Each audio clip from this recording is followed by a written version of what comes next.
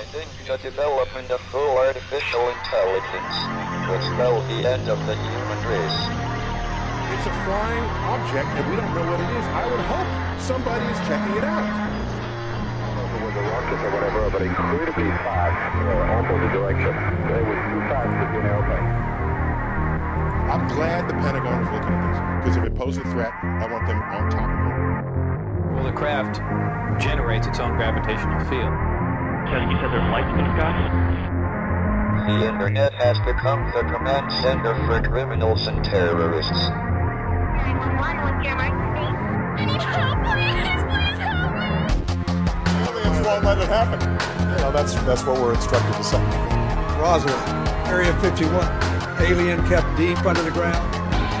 1 0 1 1 1 0 1 1 6 3 2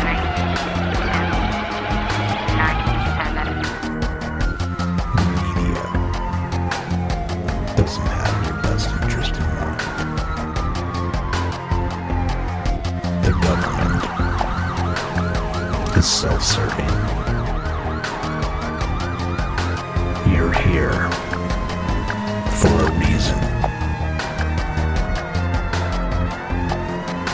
You're listening to Troubled Minds Radio.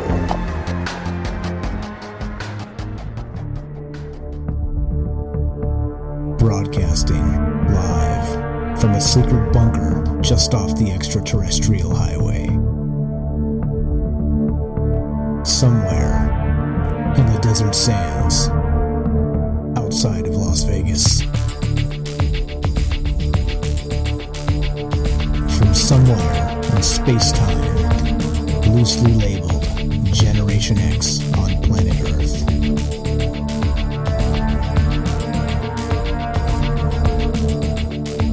And asking questions of you in earnest into the digital darkness. Welcome to Troubled Minds Radio. I am your host, Michael Strange. I am here with your co-host, Frank Pierce. And we would like to say hello to all of you who might also have troubled minds. Per usual, guys, we're recording this show live, so if you'd like to be a part of the show, the number to call is 702-957-1037. You can click the Discord link, hop on Discord, talk about all kinds of crazy things. We're talking about crazy things tonight. We're talking about wacky things tonight. We're talking about things that are so out there. I put in a veto. I said, Frank, we're not doing this show. Frank said, yes, we're doing this show. I said, Frank, we are not doing this show. This is too far out there. Frank won. Here we are. So if you guys are new and you're not used to the show here, so we're recording live, so we like participation. So if you guys would like to be part of the show, you know what to do. The numbers will be flashing on the stream and also in the Facebook stream here. So you can click Discord, you can call the phone number. We'll take your calls, we'll take your comments. So there we go. That's what we're doing. That's what we're about. So otherwise, we do some news, and then we get into this topic, this crazy topic, this out there topic, this what in the hell are we doing here topic. But hey, hopefully it'll be some fun. So yeah, that's what we're gonna do. So we're gonna do some news, and then we're gonna do some crazy topics. But if you guys aren't new, or you are new, or whatever, I'll abbreviate this because this is episode 25. 25. Like I said, I feel like a big boy now. I feel like we've been doing this for a little while. It feels good. And 25 means we don't have to go through all the hoops and explain what's going on. But long story short, we do this show because we don't like government. We don't like academia. We don't like major corporations telling us what's up. So we like to ask our own questions and see for ourselves what's up. So that's why we're here. That's what we do. So here we go. Before we do the rest of this, there's a very important part here. But, I hate to miss this. Let's see. Make sure all the dials are in the right spot. But yeah, with that said, ladies and gentlemen, your co-host, Frank Pierce. Uh-oh. Uh-oh. Uh-oh. All right, hold on. Hold on. No. All right, we're going to have to do without it. There we go. That was awesome. All right. Okay, there we go. I'm Frank Pierce, and we're back again. Back again to look into some crazy, some wild, some strange topics. And I know we've had a few comments here and there that we don't go deep enough. We don't look into the really strange phenomena out there. But today we're doing that for you. We dove deep into a story, probably one of the best stories I've ever seen about alien activity and UFOs. So we're bringing that to you tonight. Before we do that, look into some news.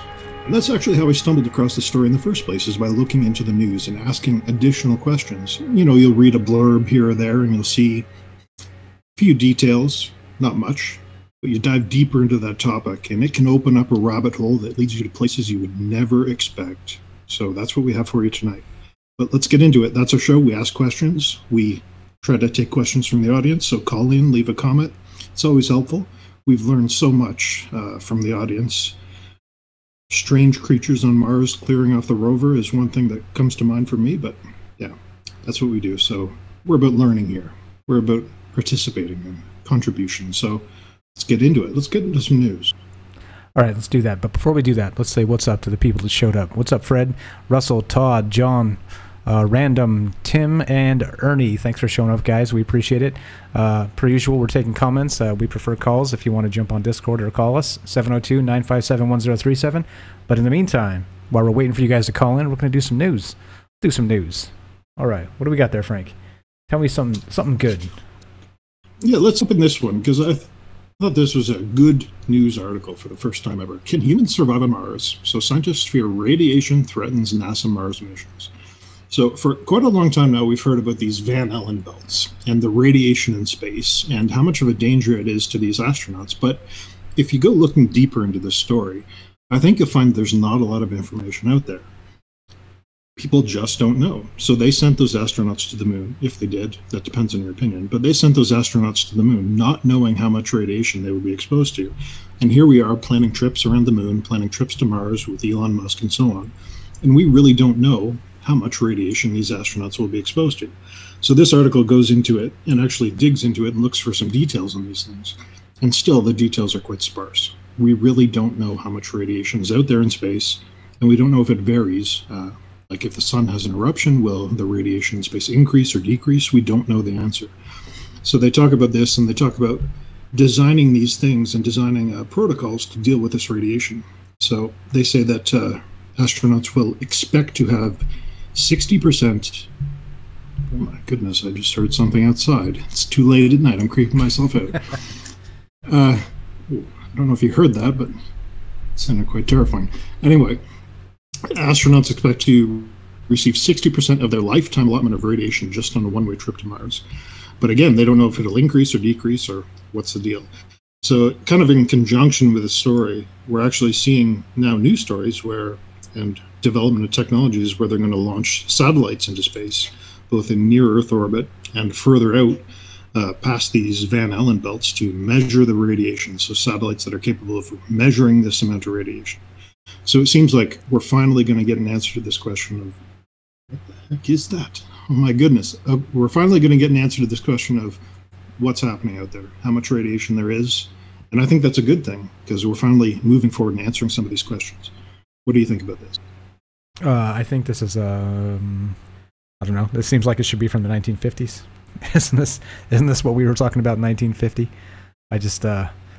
I mean, yeah, of course, Mars is one thing, but you know, you brought up the Van Allen belts, and we have a question here from Kimberly. Says, how did they get past the Van Allen belt? I think we'll have to do a show on that in the future. Is probably a little much to get into, but. I mean, you know, radiation has been, you know, probably the first and foremost danger, you know, short of no oxygen and no atmosphere, you know, to mankind in space forever, right? Since, you know, before we dreamed of going to space, before we even knew it was a problem. I mean, it's like the two biggest things, right? So we're talking about, it seems like we're in rewind mode here. This should have been an article from like 1983. Am I right there? Does it seems a little bit I don't know. It just seems Yeah, weird to me. no, I think you are right. This is coming far too late to address these questions. This should have been happening 60 years ago, and that's bad. But the good side is it's finally happening now. So they're finally putting satellites into space to measure this radiation and to really determine the effects.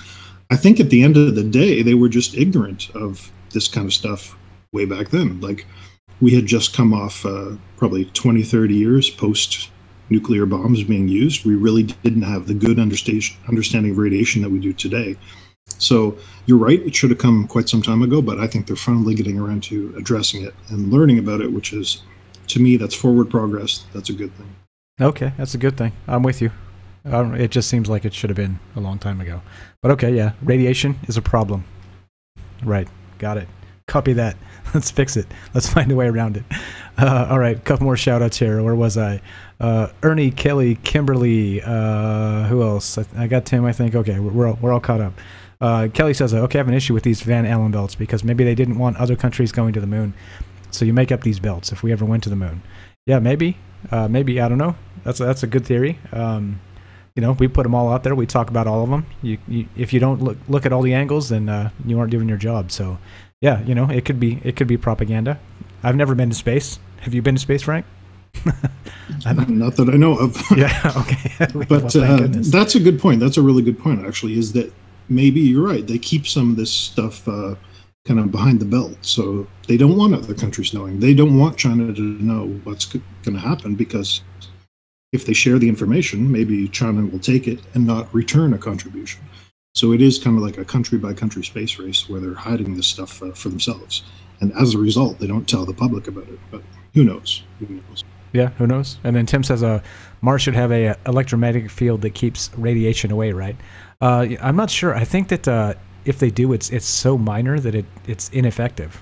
You know anything about that, Frank? I think that's what I've read. That's what I understand anyway.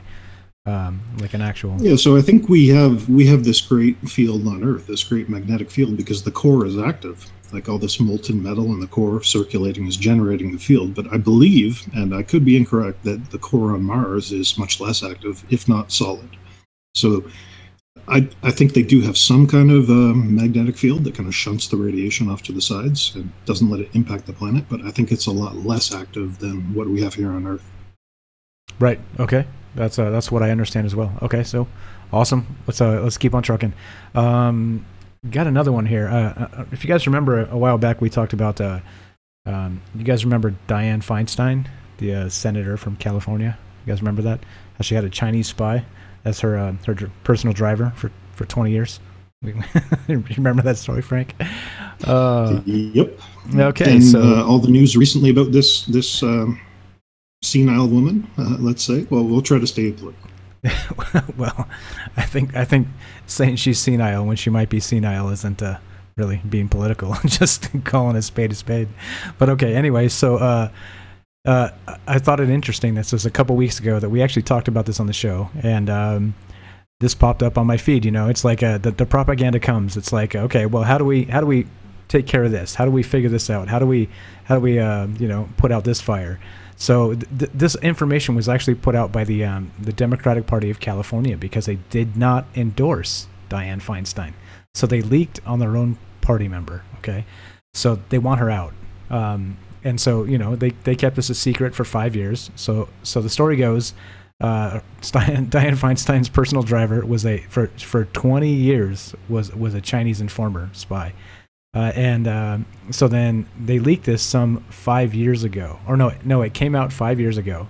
And then they kept it quiet for 5 years. And then it was leaked when they wanted Feinstein out and they wanted somebody to replace her. Okay, so this popped up on my feed. It's the Snopes, right? We've talked about Snopes in previous shows, and I was like, wait a minute. Okay, let's see what these guys say. Let's see how they spin this away. Because obviously I knew, before I even looked at this article, I was like, okay, this is going to say it's false, right? It's going to say it's false. Somehow, some way, they're going to spin it, okay? So before I do the big reveal, what do you think there, Frank? You think they say it's false? Did you look at this article yet? Yeah, no, I didn't look at it yet, but it is interesting. I guess it depends on allegiances, right? If Snopes is loyal to a certain faction, maybe it'll be true. And if they're not, like, I don't believe that Snopes is an arbiter of the truth that's completely independent. You see that with the UFO literature, the paranormal literature, and the political literature is they promote a message. So again, it depends whose message they're trying to promote is, I think, the way to answer that question. And unfortunately, I don't think we know. Right. Well, here we go. Let's scroll down. So here's the claim. The claim is one of Senator Dianne Feinstein's staffers in California was a spy who reported sensitive information to Chinese contacts. And the rating, of course, from Snopes, is question mark, unproven. So so they're saying that this is an allegation, right? So, but it's not proof. No proof. No actual proof. If you go down and read the rest of this, again, if you guys are interested, check out Snopes. You know where to find this stuff. Dianne Feinstein, Chinese spy, are your keywords. And, you know, it was leaked by her own party to try and get her out because she's been in there for 30 years. She's been in there for way too long. But here we go. So with her and this particular thing, it's unproven, right? It's unproven. It's, you know, you need proof. You can't just make allegations like this. You need proof. And then let's talk about Brett Kavanaugh. let's talk about we're getting a little political here, so I'm going to back off this. But you know, we'll talk about Anita Hill, you know, and Clarence Thomas back in the day. You know, like those were situations that didn't necessarily need proof. You know, they're getting dragged through the mud, and they did, and they will, and they continue to be. But here we go. So Snopes says unproven. So not enough information to make a determination. Thanks, Snopes. You're the best. But I knew it was coming to that. I knew there was going to be some kind of something. And so they do. They go through all the blah, blah, blah, blah in here. And they say, well, there's no actual proof. Okay. Congratulations. All right, okay, moving on. Now, on to the non-political segment of the show. It seems to me unproven is like a stamp, a seal of approval. This did happen. If Snopes is saying it's unproven, then you know it happened, right? Right, because they're that's like the last line of defense. They're like, well, they didn't get her, they didn't prosecute her, and didn't find this to be in court. So, because that's the case, well, you know, it's unproven. Just like it's unproven that O.J. killed those people, right? O.J. Simpson, like, you know, they didn't convict him in court, so it's unproven. You know, like everybody knows he did it, but you know what I mean? It's just ridiculous. Anyway, okay, moving on. I just want to drop it in there because we talked about it a while back, and it was one of those like holy smokes, are you kidding? The head of the Senate Intelligence Committee sat in the same car for 20 years with a Chinese spy and didn't know it. Too epic for words. Okay, so all right. Anyways, on to something a little more fun. So on space.com, again, as you guys know, if you watch, this is one of my favorites. But Japan just sent a couple little hopping rovers to the asteroid Ryugu. Did you hear about this one, Frank? This is pretty cool. This is amazing. This is the kind of stuff that we should be doing. Yeah, things are actually happening. So they actually successfully landed these two little rovers on an actual asteroid. Like, are you kidding me? Like, we're talking about, you know, if you can actually mine the asteroid belts, you change everything. Like, you know, you turn the world upside down because we're no longer fighting for resources because there's more than we could ever shake a stick at in space. And, you know, suddenly maybe we do become that Star Trek, what would you say? Star Trek civilization where, you know, we no longer go after... Post-scarcity. Yeah, no scarcity. There you go. There you go. Because we have everything we need, post-scarcity. There you go. You know, and so here we are. Like we have Japan actually looking to the future, like trying to get into this. And you know, as always, we're going to have problems, right? Because you know, what if they're the first ones? Do they become the new superpower? You know, do they take over Russia, China, and the United States as like the superpower after the first ones to be able to successfully mine these things, to, you know, break them apart and break down the materials and use them on Earth or use them on the moon or Mars? I mean, anyway, it's pretty cool. So they have hopping rovers, 2 of them. They landed successfully. They're sending back images, as you can see here, if you're looking at the photo on the stream. That's an image of the landing, I believe. And yeah, it's done. They're there. So now they're going to start moving around apparently on this asteroid. And yeah, that's pretty exciting. I thought it was pretty cool stuff. Here's another photo. If you guys are listening and after the fact and aren't watching the live stream, so you can find this stuff on these articles will go up on minds.com /Troubled Minds Radio. So that's where all the news goes. So if you want to follow us there, that's the way to do it. I'll link it here in the stream if you guys aren't familiar, but that's where all our news goes, and you can find that there. If you want the rest of the story, the hand-to-hand combat with aliens. We're gonna get there. We're about to get there, and we're about to start that story. And if you want to find the rest of that, that'll be on troubledminds.org, or it's our website there. So anyway, what do you guys think?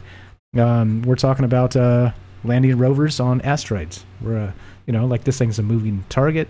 We've got this. It might be made of gold for all we know. Like, who knows? Once you start digging into this thing, you just never know what kind of materials and minerals are going to be underneath the surface. So, kind of exciting stuff.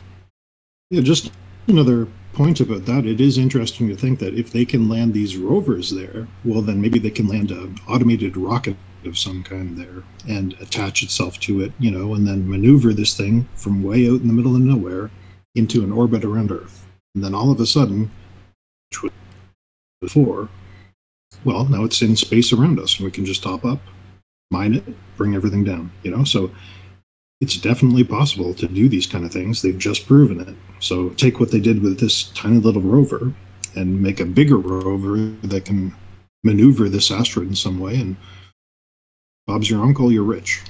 There you go. Bingo. Pretty good stuff.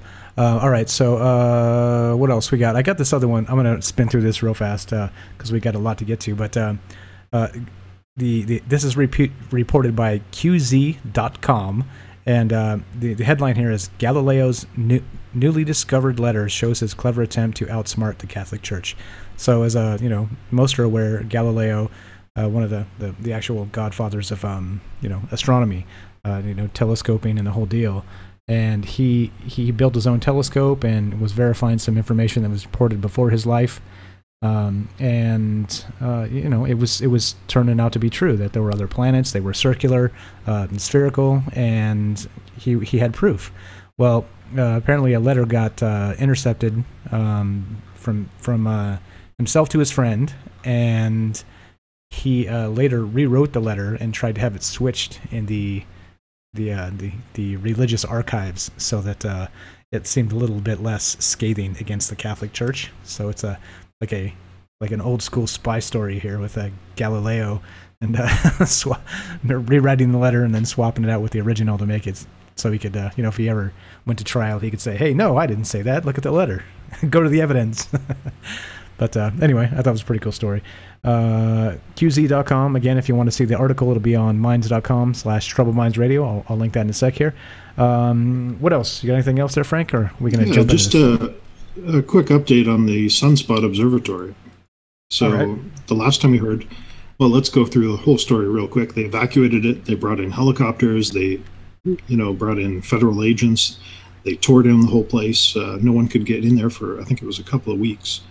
And then they came out and said, one of the janitors was downloading, and that's the reason for this whole thing happening.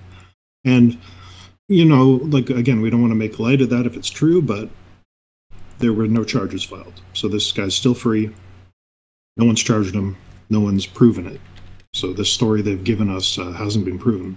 But just an update on it, there's a couple of conflicting things here, because apparently this janitor told the chief of this facility there was a serial killer in the area. So interesting. Now we're dealing with child porn versus serial killers. And on top of that, again, no further details, no explanation, no charges, nothing. So details are leaking out slowly, it seems, but now there's this conflicting story of, was it a serial killer, which would make sense for the amount of response they brought in, or was it really this janitor doing illicit things? I don't know, but again, this is a really strange story, and it's unfortunate there's no investigative reporters looking into this, trying to figure out what really happened. Yeah, totally. And I did hear a report. I heard this on Clyde Lewis, his radio show Ground Zero. He was talking about how they found a body, like an actual dead body. It was previous to this, though. It was like maybe a month prior, something like that. And it was not right smack dab on the observatory itself, but it was somewhere close enough where it could be included in some kind of investigation. But it was so far out, it was weeks or months even, it just doesn't make sense. But maybe that's where that guy's story came from. Oh, there's a serial killer out here. But anyway, interesting, weird stuff. Do you guys believe that because one janitor downloading child porn, brought in like black helicopters and quarantined the place, shut down the not just the observatory itself. They shut down the post office. They didn't include the local police, so they had no idea what was happening. And it doesn't make sense. It doesn't make sense. It doesn't make sense to me. So we're going to keep an eye on it. Thanks for the update there, Frank. And all right, so we're going to move on. We're going to jump into our hand-to-hand combat with aliens. So no, this is not going to be some video game. It's an actual thing. It's like an actual report. It's an actual account, a story from a place you might have heard of called. What's the name of this place there, Frank? Stardust Ranch. Stardust Ranch. That's the place. Sean says, "What is going on? Catch me up." Hey, you're just in time, man. We just went through the news. So we're about to jump into aliens and Stardust Ranch. So let's do this, Frank. Let's do it. You're up. So I think if you've been listening to this show or if you've heard other shows, you know about Skinwalker Ranch and maybe ECETI Ranch. So these are two of the more famous locations where there's paranormal phenomena, there's alien sightings and UFOs. And there's a whole lot of details on Skinwalker and ECETI out in the public. And people pay so much attention to it. But it's interesting that this Stardust Ranch, which we'll be covering soon, seems to be the more interesting place. It has the proof, and it has the crazy stories. So this is what we're focusing on today, is this Stardust Ranch. Anyway, so Skinwalker is amazing because there's a ton of cool stories, like ghost wolves who are invulnerable to bullets, and lizard creatures, and UFOs. But there's no proof of any of those things. And it's all kind of, in Skinwalker, it's all shrouded in secrecy. It's out in the middle of nowhere. You can't get to it. And, even the documentary that came out about Skinwalker recently was all artsy. There was no proof, and it was all artsy.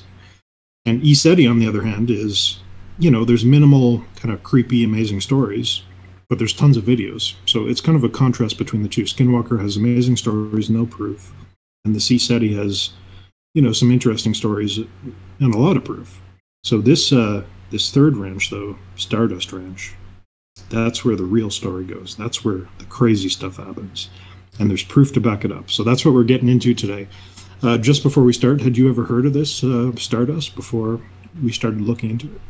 No, you know what? You brought it up. You asked me, hey, you heard of this? I was like, no, it doesn't not ringing a bell. As you go through and you read some of these things and some of the reports, and you follow closely like the Michael Salas and the exopolitics, and you think you got your ear to the ground. You think, oh yeah, I've heard of that. Nope. Hadn't heard of this one. When Frank said Stardust Ranch, and I thought, I swear there's like a Stardust, maybe like an old hotel in Vegas or something. I didn't look it up, but it seems like it was a thing, or maybe it was like fake in a casino movie. I don't know. If you guys know, correct me if I'm wrong or whatever. I don't know. That's kind of what the bell it rung in my head was. It seemed like it was an old casino, like maybe it was shut down or something. But anyway, yeah, no, never heard of it. Here we are. I'm as fresh as you guys. If you haven't heard of what was it called again? Stardust Ranch. All right. So Stardust Ranch was purchased by John Edmonds and his wife, who remains unnamed. And John's a social worker and a counselor, so he's had a number of jobs. And again, when we evaluate these stories, I like to look at the history of these people, if they're, to judge if they're crazy or if they're sane and sensible. And this guy, he seems pretty down to earth. So John Edmonds and his wife. Now, apparently his wife also works for the government, so there's another +1 in that category. So they bought a property. Now, we put together a number of clips from interviews with John Edmonds about this place and some of the encounters he's had there and the strange happenings. So what we're aiming to do here is to tell the entire story. Again, I think this is incredibly important because this is one of the more interesting places where this UFO alien activity is going on. So all these people in the story, John and his wife, they seem fairly normal. They seem sane. Their story hasn't changed over time. And, especially about John is he doesn't bring any expectations to the situation. He wasn't, I want to believe Fox Mulder type of person. He was like, what the heck is going on here? I don't understand what I'm seeing. So when you look at the story in that context, that he's naive to this kind of phenomena, again, it brings more credibility to mind. Okay. Scroll down here, pull out my documents. Okay, so let's start at the beginning. John had a number of bad things happen to him. His family passed away. He was very sick. He had to deal with some personal issues with his life, lawyers, the inheritance, all that. And he wanted to move away from the city to settle down and live in a quiet place, a peaceful place away from noise and distraction. And as an interesting facet to the story, and a theme you'll see running throughout it, is he also had this dream from when he was a child of setting up a horse rescue foundation. So somewhere he could take horses that were no longer wanted and keep them on this ranch that he wanted to buy. So if they were injured in racing or, someone couldn't feed them anymore, he would take them in, he would rehabilitate them and either keep them or sell them. So that's kind of the business that he wanted to set up. So they found this property to purchase, Stardust Ranch, and that's where he set this horse rescue foundation up. And this is a legitimate thing. People have donated horses to this guy, and he's sold them and so on and so forth. So this isn't like some fake cover story for some alien scam. It's all believable, let's put it that way.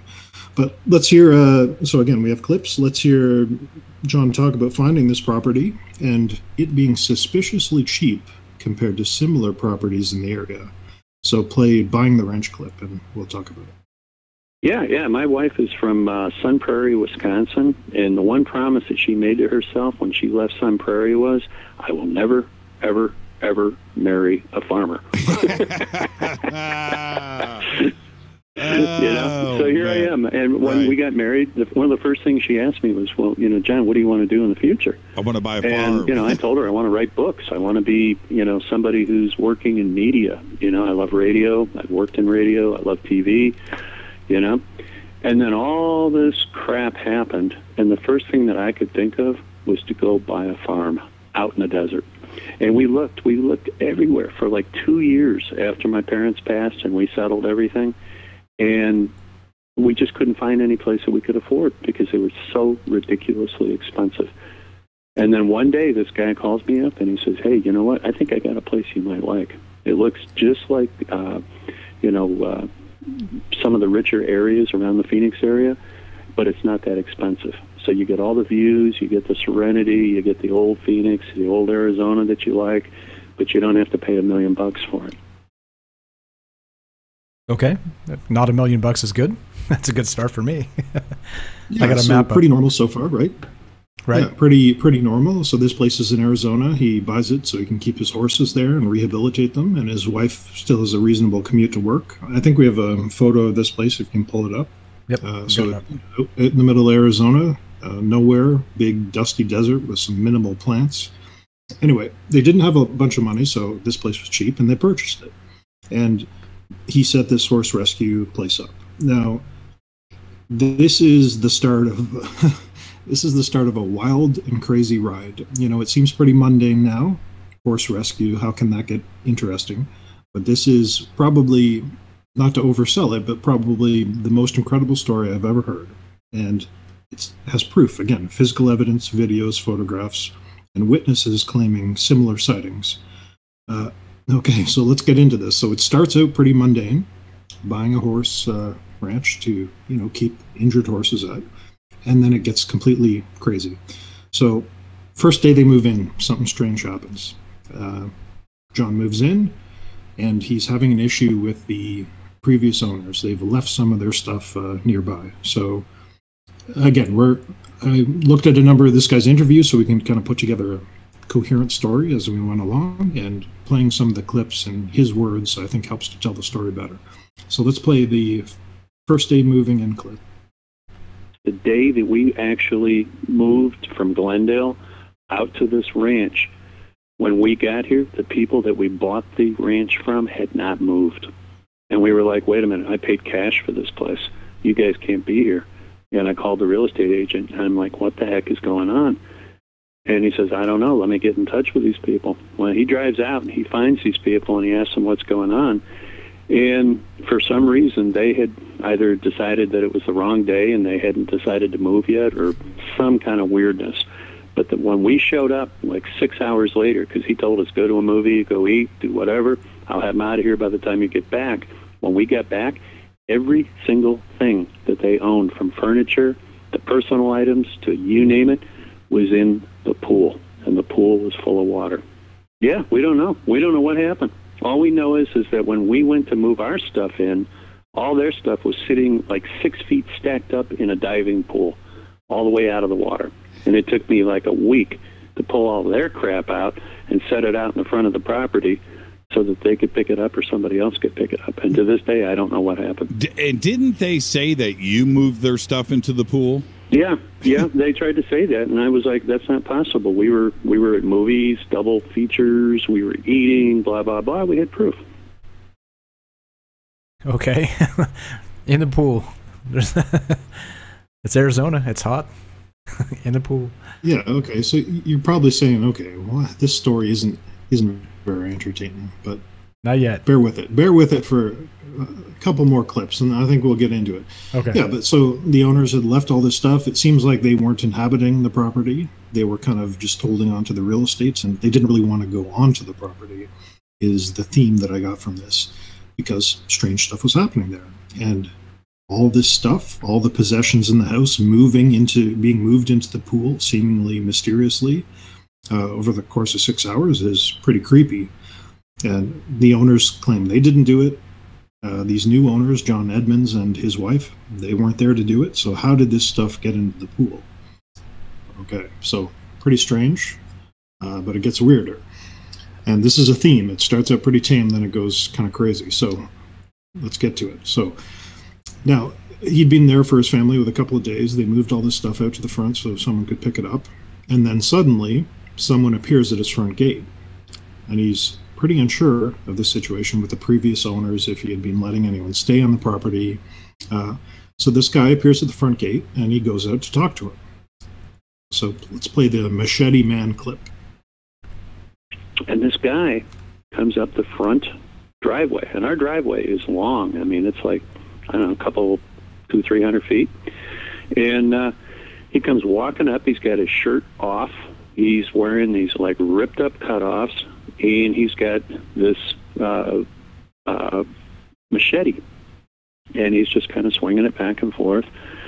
And I'm thinking to myself, well, this is great. I'm out here in the middle of nowhere, and I got some freak, with a big old knife who's coming up my driveway. So I had prepared a little bit for this. I'd gone out a few days earlier, and I'd purchased a 357 Magnum. And I thought, hey, we got snakes and stuff. We might as well make sure we get some way to protect ourselves. And so I stuck that 357 down the back of my pants and made sure it wasn't cocked. And I walked out to greet him. And I asked him what he was here for. And he just looked at me, and he looked me up and down, and he kind of looked like, like one of these guys you'd expect to see that was like a sort of a disheveled, maybe an old Vietnam veteran or something in that age group. Right. And, I felt bad for him. I was like immediately, I was very aware that there was a potential threat here, but at the same time I felt bad for him. Being a social worker and a counselor, I've got empathy.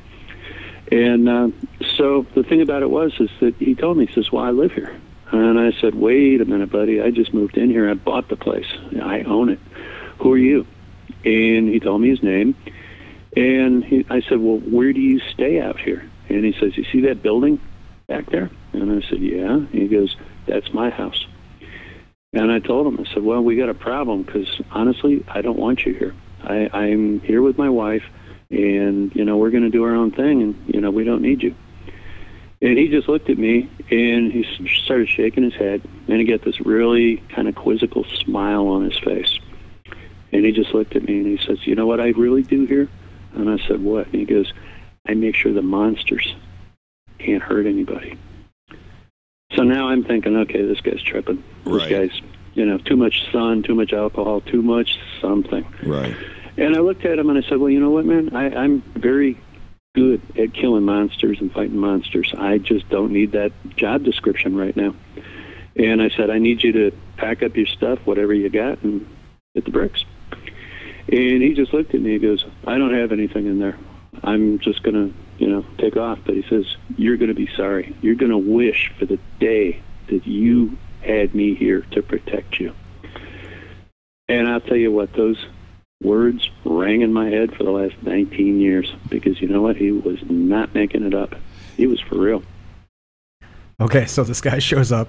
He's got a machete. He's swinging it around. He says, I live here. I'm here to protect you. The old owner kept me on the property to protect you from the monsters. What the hell? Couple shout outs here. We got Fred says he's near Palo Verde nuclear plant. There's a lot of strange things seen out there. Yeah, nuclear stuff, right? Like three-headed dogs of the underworld. Stuff like that. Yeah, who knows? That's probably a whole show by itself. And then Efren, what's up? Thanks for showing up, man.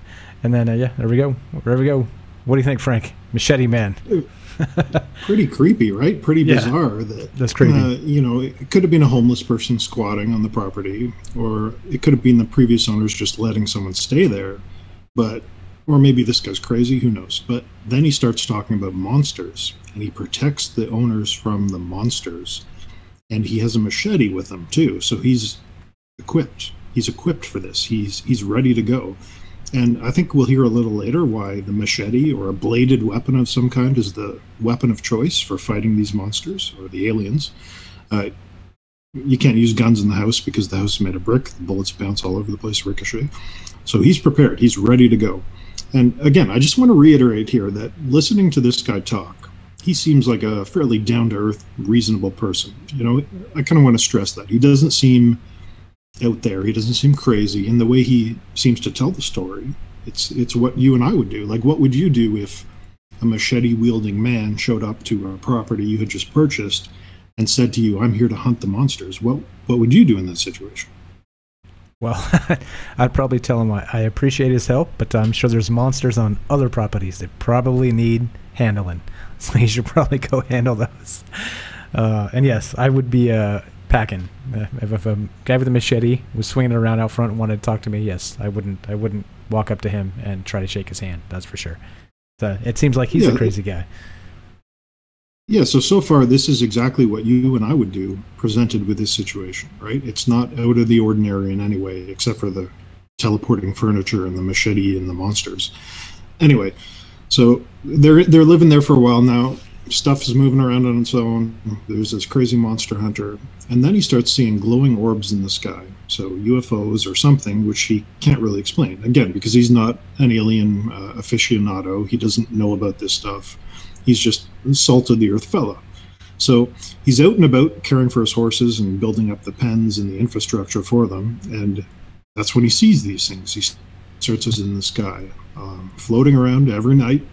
And they're kind of bizarre to him. So let's play the glowing orbs clip and talk about that. I started seeing these, what looked like these orange glowing, I call them golden orbs. But the golden orbs were out there all the time at night. It was always between like about 8:30 at night and about 11 o'clock at night. And you would see literally they almost look like bursts of light. And they would stay fixed in the sky, in the south sky. And you'd see them in like straight lines where there would be like 2, 3, 4, 5, 6 of them. And the interesting thing about them was, originally people said, oh, well, those are just flares. And, it's the same thing they said about the Phoenix Lights. Mm-hmm. But the thing about them is that you could sit there and look at them. They didn't wiggle back and forth like a parachute, with a flare dangling from it. They never hit the ground, because if they hit the ground, they'd catch the desert on fire. And so, when you live in the middle of 2,000 acres of absolutely tinder-dry desert, you get kind of worried about stuff like that. So we never saw any fires. We never saw any flares. We saw orbs. Okay. And we talked about this before. This was in what was this? This was, I think this was East Eddy Ranch, right? Where they saw these types of things, where it was, we were talking about military flares, and then we pulled up some actual military flares and what they look like, and it doesn't look anything like this. It's these things kind of sit out there, they hover, they hang in one spot. But military flares actually, they have the smoke trails. They're continually dropping from the sky. Like they don't levitate. They fall. You drop them, they fall. So yeah, here we go. Yeah, we had even with I think it was the San Diego sighting recently, we talked about that, where we kind of compared these things to video of military flares, and they look completely different. They're nothing alike. And yeah, so now again, here's the good part about this story, this Stardust Ranch story, is there's proof of these things. So he has actual photos of them. So I think we have a couple of photos here that he took of these orbs in the sky. Why don't we pull them up and we'll kind of talk about them. But basically, it's late at night. The ground is dark. You can't see much. But in the first picture, you can see 3 of these orange glowing orbs, you know, kind of in a pattern, as is typical with these other alien sightings, in the sky. And there you go. And in the second picture here, it looks like they're kind of a white glowing orb. And it looks like there's a bunch of them very close together. So they almost appear like a line in the sky. But again, this guy's here. He's seeing these things, and like a responsible, regular person, he pulls out his camera and he takes a picture, and this is what we have. So any comment on these kind of, they look just like alien sightings we see nowadays, except that these were from 20 years ago. Yeah, totally. You know, similar to exactly ESETI, that San Diego incident. It's good stuff. Like I said, I've seen some pretty crazy similar stuff, so it rings a bell with me. Couple more comments here to catch up. Carlos says Palos Verdes, isn't that in California, LA? No, actually, I just looked it up. So the Palo Verde Generating Station is a nuclear power plant located near Tonopah, Arizona, in western Arizona. So it's located about 45 miles due west of downtown Phoenix. So that would put it right in this guy's wheelhouse. So yeah, Fred was correct there. And then Fred says he's been on the local news. A very strange story, but very believable. Yeah, you know, so far, it started out a little bit mundane, stuff in the pool, Machete Man, but now we got lights in the sky. Funny how we always get to lights in the sky, right? Pretty good stuff, though. Now, here's the thing. When we talked about that San Diego sighting of these orbs, I said, and I remember saying this, is eventually someone is going to zoom in on these things and look at them in more detail, or they're going to drive underneath them, right, and look up and see if they're really flares or if they're something else entirely. I remember saying that, right, because that makes sense. You want to get closer to them either using a lens, or you want to get closer to them by driving up to them. And this guy, and I didn't know about this before, but this guy actually did that. So he zoomed in on them with binoculars and magnification. And on other occasions, he actually drove up to them and he looked at them. And he tried to determine what they were. And this is where it gets pretty weird, because they may not be ships. They may be something else entirely. So let's play that Glowing Orbs 2 clip. All right, Glowing Orbs 2 clip. Here we go. Action. And the really weird thing about those orbs were that if you look at them close up, you know, through a telescope or through a telephoto lens, they actually look like interdimensional tunnels. And I mean, I have videos, hours of videos of these things where you look at them and you can see things inside of them. They look like almost ships or beings or something like that. Right.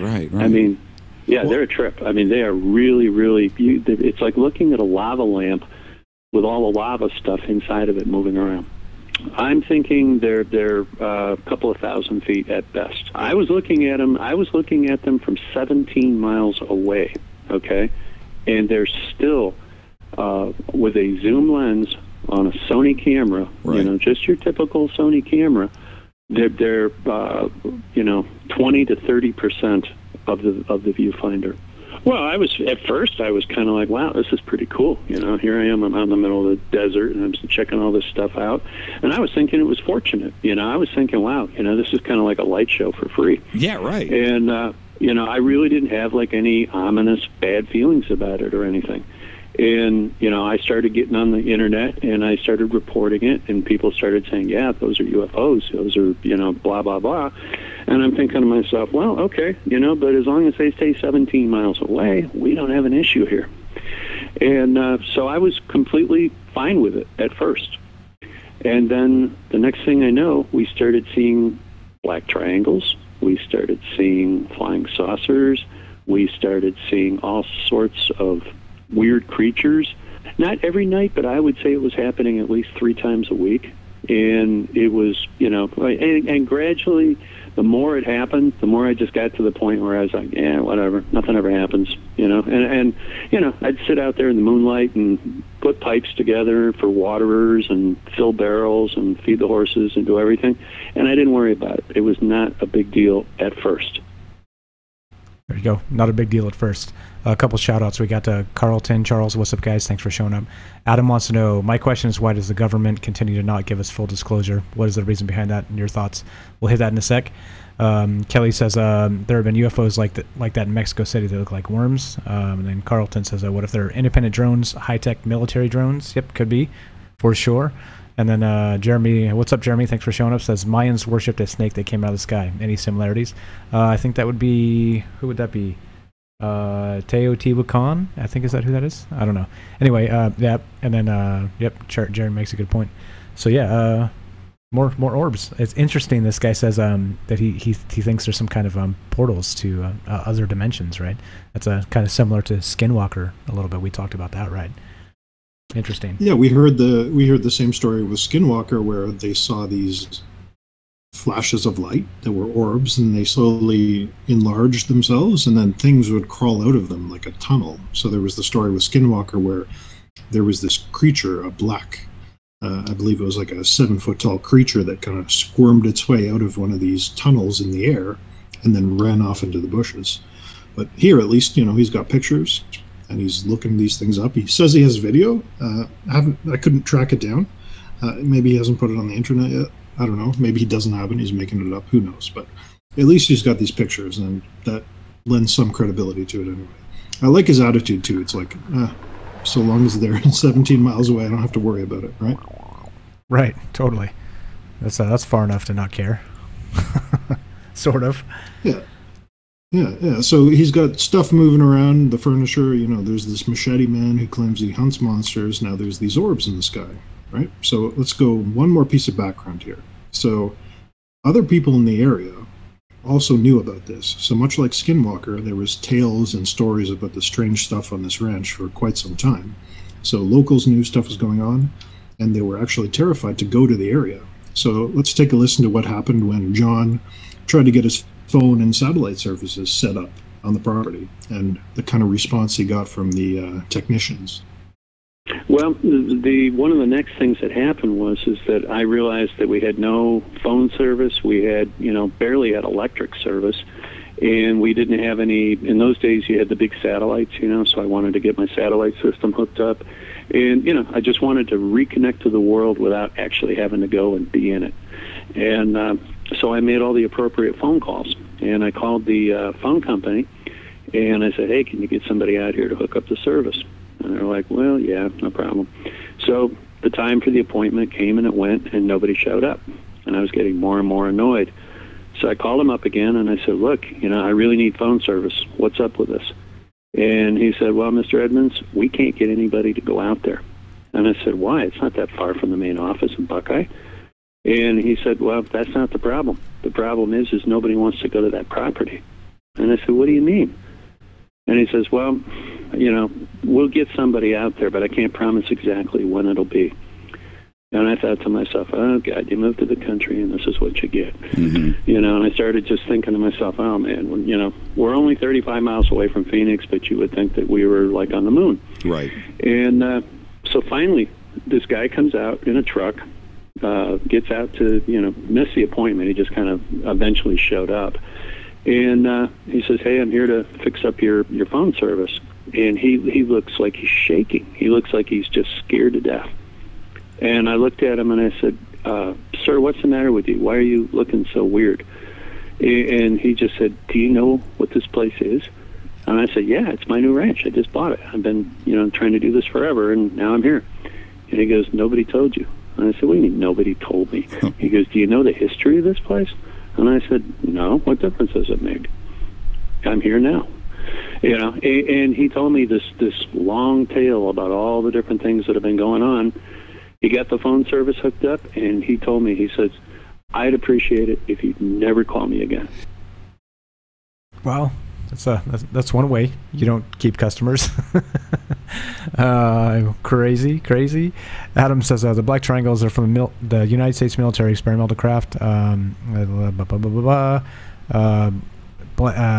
the black triangles. I linked. It's the TR3B is what you're talking about there. So I linked the video, and then there's Palo Verde, and so yeah, I think this guy seems at this point he seems credible. Like he doesn't seem like he's nuts. He doesn't seem like he's You know, he's either living this reality or, you know, he's rehearsed a lot. You know, he's kind of you know, he just doesn't seem weird. You know, but that doesn't mean he's not lying, right? So you always gotta take that into account and with a grain of salt in what people say, because, you know, maybe they have other motives. You know, like I've heard other people say that he wanted to sell his ranch, right? He wanted to like drum up the real estate value. So who knows? You know, like we'll keep that in mind as we climb down the rabbit hole here. But yeah, what do you think there, Frank? Yeah, again, that's a good point. That's how we try to do this show, is we look at the evidence and we kind of make a guess on what we feel and a bunch of different factors. And I think there's no real way to, you just have to explore the story and see what comes to you. So that's what we're doing here, and I'll ask you at the very end what you think of it. Now, this phone guy was like, the first owner of the property bought the property, built a house, but then his wife, on seeing the house, refused to move in because she had a bad feeling about it. Now, they sold it, and someone else purchased the house, and there's not much detail about what happened to those people, but the son of the couple who purchased the house actually ended up killing himself inside because he was so terrified of something. And they sold this again, properties passing back and forth between a bunch of different people, and strange stuff keeps happening. And eventually, John and his wife purchased the property. So, at the end of so more kind of evidence that there is something strange going on here. It would be odd if all of this stuff started when he moved in, but apparently it had been going on for some time before he moved in. So, again, another +1 to the credibility. But he meant triangles, and he would see them floating over the house and off in the distance at night when he was out working. So let's hear about, John's talking here, but the first time he started to see these black triangles. Black Triangles 1. Yeah, I actually got, unfortunately, I got a very good look at one from about 60 feet away. And the way that happened was that I had a dog that disappeared out in the desert out of our kennel, and I was afraid the dog was going to die of thirst. And so I drove out into the desert, I parked my Jeep, walked down this little embankment and up the other side, and just as I got to the top of it, this thing literally pulled up out of the desert, off the desert floor, and came to rest in a hover type of situation about 60 feet away from me and maybe 30, 35 feet off the ground. The interesting thing about it was that there was this electric field, something like, sort of like static electricity, and every hair on my body stood out, you know, straight. I mean, it was just like, I looked like I had just plugged my finger into a wall outlet. It was pretty good size. I would say it was 300 to 400 feet across. Yeah, it was big, but that's not as big as they get. We've seen them way bigger than that.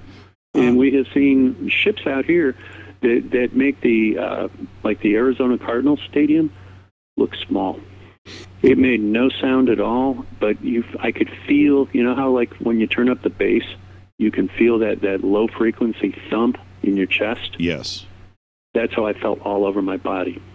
It looked like a big piece of pie, a flying piece of pie. I mean, it was just a triangle, but it was like a chunky triangle. It wasn't like a real flat kind of skinny triangle. And I didn't see any lights on it. What occurred to me was that I didn't have a video camera with me. And I remember thinking to myself, man, I got to go home and get my video camera. And that was the last thought that I had. When I woke up from unconsciousness, I was still standing there. I had the video camera hanging from my right shoulder, and it was on, and there was nothing on it except noise, white noise. Okay, so that's a flying triangle, like the like we've talked about in previous episodes, the TR3B, right? Something similar, where it's like a black triangle, hovers, doesn't make any sound, kind of seems to defy the laws of physics, that sort of thing. But this thing was right in front of him, and he's out looking for his missing dog, and boom, there you go. Pretty scary stuff. Interesting. Again, that seems to be the trend nowadays, where no one's really seeing like the standard classical UFO shape. They're seeing these black triangles appearing. I don't know why that is. Different types of aliens, maybe, or maybe the government's made a better flying saucer. So who knows? Interesting, though, that he's lost his dog. He's going to search for it, and he finds this triangle, and then he thinks to get his video camera, and he loses time. He kind of phases out for a minute and he forgets what he's doing, and then he comes back and he has his video camera, which he didn't before, implying that he left and then came back again, but he's lost all that time. Similar to other stories about these things appearing over top of them, where they lose time in some way. Anyway, this continues on. Let's play the second black triangle clip. Okay, one sec. Couple more comments here. I'm going to catch us up. Adam says, I know this guy's story. He's the guy that killed aliens with a sword, allegedly. To me, it's 100% bogus. All right, we're gonna cruise through this, and let's see if you change your mind. We're gonna, maybe hit some evidence you haven't seen yet. Then he says, I'll 100% agree with the comment you made about selling his ranch with the real estate business. And then Todd says, I agree. Sounds like BS.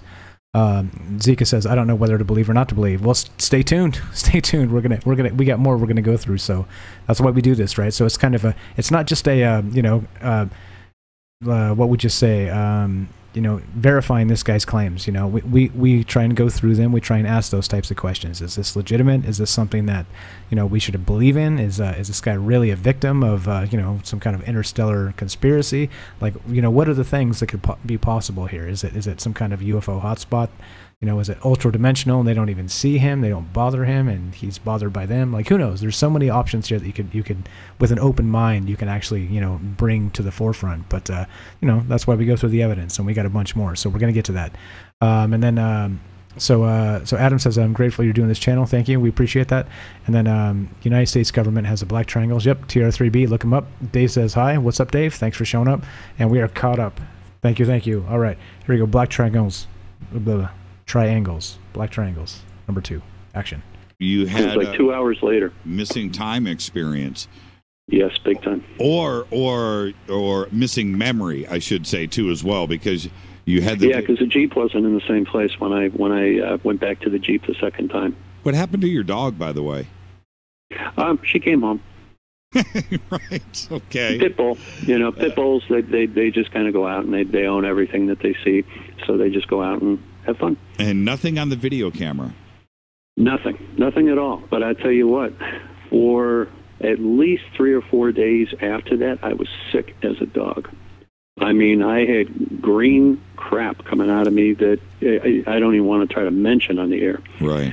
And I was sick as a dog, and it was coming out of every place it could come out of. Did you tell your wife about it? Oh, yeah. And? Well, you see, back in those days, I was trying to be really careful about the stuff that I told her because I didn't want to scare her. And, she already didn't want to buy the place. She already hated the idea that she had a 35, 40-minute drive to work every day. Right. And, the last thing in the world I was going to do was try to give her a full idea of what I went through. But I did tell her this one, because I couldn't hide it. I was sick. I was in the bathroom constantly. Okay, so then we got additional information here. So he did lose time, and it made him ill for several days after. So more interesting information. What do you guys think? Is this something that is kosher? Is this made up? What are we looking at here? What do you think? And again, what do you think, Frank? Consistency in his story. So there's consistency. Like, the consistent part of this story is that his wife didn't want to live on a farm. He said that a couple of times now. And again, he's not telling her this because she didn't want to deal with it. Consistency in his story, that he has dogs on the property that interact with these creatures. We'll hear about that later. But again, he's either a very, very good storyteller or he's telling the truth, So I'm trying to go through this when I went through the story to pick out the details to see if there's any pieces of evidence that are contrary to one another that kind of prove him wrong, but I couldn't find it. So again, he's really polished, or this really happened. I don't know. Anyway, evidence of these black triangles. He apparently couldn't capture them. The video recorder showed static the entire time, but he actually does recount a couple of stories where he called into the police and the media to see about these things. He saw a black triangle one day and he called the cops. And I think he tells that story here. Let's play the Black Triangle 3 clip. Where he's dealing with the police. And I called 911. I got the sheriff's deputies to come out, and the sheriff's deputy drove up to our ranch, with his lights on, the whole works, parked, gets out, and he's got a raincoat on. Well, it's not raining. And I'm thinking to myself, what the hell has this guy got a raincoat on for? He's got like a slicker over his hat, and he's got this raincoat on, so you can't see any badge number, you can't see his name, nothing. And he looks at me and he looks at the craft and he goes, "Yeah, I see it." And I said, "Well, can you make a report?" And he goes, "Nope." And I said, "Well, why not?" He goes, "Because I'm not going to lose my job over this." And I said, "Well, what good are you? Did you bring a camera? Can you take a picture or something?" And he goes, "Nope." And I said, "Well, what's your name?" And he goes, "Nope, not telling you. I'm not giving you my badge number either." And he sat there for like 20 minutes with us, and we sat there and watched this thing until it slowly moved back off to the west and then disappeared. Okay, so the cop's like, "Nope, not doing that. I'm out of here." And, watches with him, and then when it goes away, he leaves. That's a little bit suspicious, don't you think? Seems like if he acts like that, then he's used to that type of thing out in that area, and not gonna poke the the entity that provides his paycheck, so which would be the government, of course. Interesting stuff. So lost time, sick, call the cops when they don't react, they don't respond. Pretty interesting. Yeah, no, again, talking about consistency, there is that consistent theme again of the locals in the area not wanting to interact with this. This policeman, he brought some news media over. They really didn't want to look at it. And the repairman, the serviceman who was coming to install his phones, again, they didn't want to deal with it. So there is that consistent theme of people knew what was going on here. They didn't want to deal with it, and they tried to stay away from the property as much as they could. Anyway, let's get into some of the evidence, right? So he has this horse rescue facility he's set up, and it's his passion. And then all of a sudden, he's seeing these triangles, these orbs, but then the horses start getting mutilated. And he's upset about this. He's really angry. And he wants to know what to do, how to deal with it. So here's a clip. He talks about the horse mutilations, and then, we'll show you some of the photos. So again, he does have physical evidence of these things occurring. Play that horse mutilations clip. Right, horse mutilations, that one. Action. We started having animals that were being mutilated, and that broke my heart. And we started going out and finding horses that really did fit the typical mutilation scenario. Well, I mean, they would be literally opened up with organs removed, with the anus cored out, with hoofs removed, eyes removed, and no blood. You could see that they had struggled viciously just trying to get away from whatever it was. I mean, their pens were tore up, the panels were over. They had done everything they could to try to get away from these things. And it happened 3 or 4 different times over a period of like 3 years. No blood. There was, at first we thought maybe it was dogs because we had dogs. And we thought, well, maybe coyotes or, at one point we had mountain lions that were out here. But the mountain lions were very cool. They'd come out at 3:30, 4 o'clock in the morning, drink water from across the road, and then they'd go back, and they would never, ever try to hurt the horses. They were very, very decent for being mountain lions. And so no, we didn't know what it was. I called the Arizona Department of Game Management and the Livestock Board, the Sheriff's Department. Everybody came out. They did literally like crime scene investigation where they did the tape and they did the, trying to figure out everything, and they took video and pictures and the whole works. They never figured it out. They were put in pens, and these pens are, they have 4-rail, 1 7/8 stainless steel tubing that these pens are made out of, and they have big, heavy, like motorcycle chains with locks on them to keep them from being able to escape or have somebody steal them. Right. So, I mean, they were completely protected. They had a roof over their heads. There was absolutely no way that something that was non-human or it had to have been something that had hands and could think and could like literally get in there and do something. There was no way it was an animal. It looked like it had terribly struggled, like it had been as if something had tried to take it out of the pen.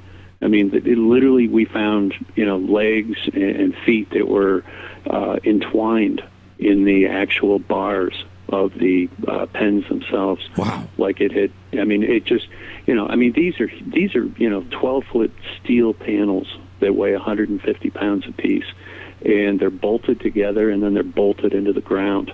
And literally these horses had impacted them so hard that they had bent the panels.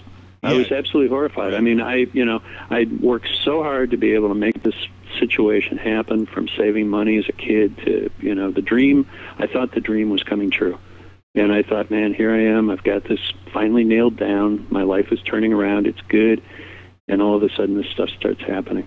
I didn't think it was anything ET related at first. We were looking for somebody. I used to literally go out with an M16 wearing cami gear at night and sleep out there, hoping I'd find this guy. He probably means an AR-15, but okay. All right, so we got now we got horse mutilations happening. So what do you guys think? What do you think? This a little bit scary. We got flying orbs. We got the triangle. We got like Todd says, sounds like every other abductee account, which is with the lost time, and we're talking about the triangles and the TR-3B with the government, and all kinds of wacky stuff. His video camera is actually not recording anything. He gets static. Like there's tons of stuff happening here now. So we got the machete guy that started this whole story. He said he used to kill the monsters and keep everybody safe. So we got a ton of stuff happening, and it's starting to add up. We got it's not just two guys with some stories, and they're sitting around drinking beer making up stories here. We got photographic evidence of several things. We've got this guy making statements on the record. All kinds of stuff. A few more comments here, and then we'll get to the rest of this. So let's see. Thanks for all the comments, guys. You're the best. You're the best. So Adam says he sounds too nonchalant to me for having so much stuff happen to him. Yeah, maybe. But I mean, after the fact, like when you're recalling something that maybe you've been frightening to yourself, after, when you tell the story, it's not so frightening anymore, So he survived, it's one of those things. And then he says, I have a question about what you guys' thoughts on the idea that there are 22 different genetic programs going on in the world today. Any thoughts? I'm sure we have some thoughts. If you want us to tackle that in an upcoming program, we'd love to. So send us an email, troubledmindsradio@gmail, and we'll look into that, and we can discuss that in depth. It's a little tough to tackle that, such a big question in such a small amount of time, because we got more to get to here. So Tim, what's up? Thanks for showing up. Kelly says, is there a military base by his house? I do not know. Fred, if you're familiar with the area, maybe you could fill us in on that, if there's a military base nearby. I know there's Nellis, which is in Vegas, which is about 5 hours from Phoenix. So other than that, and then north of there is going to be, like the Groom Lake, the Area 51s, those type of things. So like the top secret bases. So I'm not sure. I'm not sure about actual military bases. We do have the nuclear facility, so that's one thing. Michael, thanks for showing up. He says, hey, green guys. We're not green. I take offense to that. No, I'm just kidding. And then and then Adam says, yeah, he has too many details. It just doesn't add up. Yeah, again, let's stick with the story. Let's get to the end of this, and let's before we make some judgments. Remember, because it's easy to read one article and then make a snap judgment. But we've tried to compile a bunch of information here that you can go through and see all of it or most of it, like kind of in one presentation. So we're gonna do that before we start trashing the guy. So maybe we trash him at the end. Maybe we'll all do it together. Maybe we'll cheer as we do it. But for right now, we're gonna keep that open mind, just like Mark said. He said keep an open mind, Adam. Thank you. And then yep, open. And then Fred says Luke Air Force Base is about 25 miles east. Perfect. Thank you. Appreciate that, Fred. And then, Kevin, what's up, Kevin? He says, I want to smoke what you're smoking. I'm not sure who you're talking about, but if you're smoking, then keep on smoking, buddy. Make sure it's legal. Do it in a state that's legal. Okay. Anyway, back to you, Frank. Sorry, man. Quick derail, but we're good. No, of course. And you brought up some very good points there. Now, in terms of evidence, though, there is evidence of these horse mutilations happening. So, unfortunately, the only photos I could find of these things that he took, the Ghost Adventures team plastered their logo all over top of it, but we have a couple of pictures here of one of these mutilations, and so I'll just describe it if you can pull them up. But basically, you can see very precise cuts. There's no blood in the area. It looks like the animal's been skinned, basically. All of the organs have been taken out, the eyes have been cut out. There's no viscera, organs and whatnot in the area. It's almost like the animal's been skinned and everything's been taken out. So a very typical kind of mutilation scenario here, where definitely not a wild animal attack. Definitely not someone coming for a lamb chop, poaching a horse. Something strange going on here, that it was done in such a way that there's no blood or guts or anything nearby. Do you see what I mean by looking at these photos? Yeah, it looks like a bag of bones. Like it's kind of like almost dried jerky, and all you get is the skin and the shape of the horse, and then the bones underneath. It doesn't look like there's any kind of anything else. There would be no blood marks in the dirt or any of that. So it seems to be at least in line with some of the cattle mutilation stuff that we've seen in previous shows and other incidents that we've talked about. So yeah, interesting for sure. Yeah, so he's out at night. He's camping out with his firearms. He's looking for what he thinks is a human who's done this. He thinks a human has come by somehow and let these horses out and done this. But he's camping out at night, and he starts seeing some even stranger things than orbs and flying saucers and triangles in the air. He starts to see shapes and figures walking around his property and off in the distance in the middle of the night. And these shapes, though, these figures, they're very odd because they have a special kind of property to them. So let's listen to what John started to see. Play the Brillo Man, is what he calls them. Brillo Man clip 1. I started seeing these things that I called like Brillo Pad Man. They look like really like the kind of stuff that you'd use to scrub your dishes with, except they were big and they were like human size, except bigger. I mean, they were like, I don't know what to call them. They were almost kind of like Brillo Pad monsters. And we'd see them out in the desert at night, and you could see them through the scope on a rifle, but you couldn't shoot them. I could never take one down. And I thought to myself, this is something bad. I mean, it's got bad intent. It's just, there's something real negative about it, but couldn't do anything about it. My brother came out from Oklahoma. He saw these things. He called them brujas. Because we're all Native American. I'm half Native American. He's half Native American, and he knows the culture a lot better than I do. I grew up city and suburbs. He grew up, way out in the country. So the thing about it is that we were seeing creatures, but we didn't know that they were ETs. We just thought maybe they were, figments of our imagination at first, and then that turned into, you know what, these things are real. We're seeing them around the horses. We're seeing, but we're not seeing dead horses from that, And it's like we just didn't know what to make of anything. Yeah, so then he's seen additional things that he can't explain around the ranch. So it seems like every time as we progress through the story, it goes from one thing to the next thing to the next thing, and there's a ton of stuff happening here, right? So it's a little bit scary, a little unnerving, I would think, if this is your property and all this stuff is kind of going on around you, and you don't really have a good, solid, reasonable explanations. It would be unnerving. That's probably a good way to put it. Adam says, sounds like to me like he's seen U.S. soldiers in ghillie suits. It could be, but remember, he's in Arizona. He's in the desert. So, I know they have desert-style ghillie suits, but yeah, I mean, it's a possibility. But why would they be, coming out on his ranch there and, doing the things that they're doing?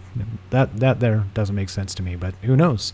Like, who knows if it's a, government facility, we got nuclear stuff. Yeah, tons of stuff. But yeah, what do you think there, Frank? Are we off base? Yeah, here? again, and a point you brought up that I find interesting because we've talked about it a few times so far is, what did he immediately try to do? He tried to shoot at these aliens, right? And I've said several times, if I saw an alien creeping around my house, the first thing I would do is shoot at it. So it's pretty interesting, right? That he's seeing these creepy things. He's also seeing the mutilations in conjunction with these creepy things. And he decides, because he's camping out at night, to take action and try to shoot them in some way. Yeah, I don't know. Again, so this is much like Skinwalker Ranch in that you see one kind of phenomenon, and then it progresses to another kind of phenomenon, and then a completely different type of phenomenon, and it keeps changing and iterating and getting stronger and stronger. So who knows if this is some kind of weird psychological operation with military soldiers out in the desert, that he's apparently shooting at, or if it is something more sinister and more paranormal with real alien creatures. Again, hard to tell. Let's keep going, though. Let's keep going. So he sees more of these things. He describes them in better detail here. Play the Brillo Man clip, too. Yep. All right, action. Think of kind of like a giant Michelin Man, except instead of being made out of marshmallows, it's made out of like wire, like a Brillo pad, at least 7 feet tall. And I mean, I'm almost 6'3", and this thing was way bigger than I was. And you were shooting at him. Yeah, I figured, what the hell, use them for target practice, teach them a lesson. I didn't see anything at all. Wow. I mean, there was like, you could see where something had messed around with the bushes a little bit, because there's a lot of what they call greasewood out here in the desert. And, you could see where it had kind of like, when I shot it, it probably took off running or something, because the greasewood was torn. It was, the branches were broken. What were they doing? But that was it. There was no blood or anything. No idea. Was there? See, that's the whole problem with this whole ranch. We know less about it than in terms of motivation or why or anything else. All we know is it happened. They got on the property. Okay. I mean, they literally. My brother saw one of these creatures walk right through a fence and walk right through a horse. Literally. Okay, that's interesting. So we'll go back to the ultra-dimensional stuff, the interdimensional stuff. Like, are they even interacting with people? Do they even care about people? Or are they just kind of in some other alternate dimension that we see them briefly or whatever? Interesting stuff. A couple more comments here, and then we'll keep on trucking. Tim says, "Can you bring up the Mexico military UFO video?" Not today, man. So we're gonna just cruise over that one, and the best time to bring that up is on our Tuesday show, because it's kind of open topics, and get that link ready and share it with us Tuesday, and we'll pull it up and look at some of it and talk about it. So appreciate the comment, appreciate your interest, but we can't. We got a tight schedule here for this show to get through everything, or else we get derailed, run out of time, and don't get to tell the full story. So that's what we're doing tonight. But save that one for Tuesday, 9 p.m., and we'll talk about that. Drop the link in the chat, and we'll do some of that.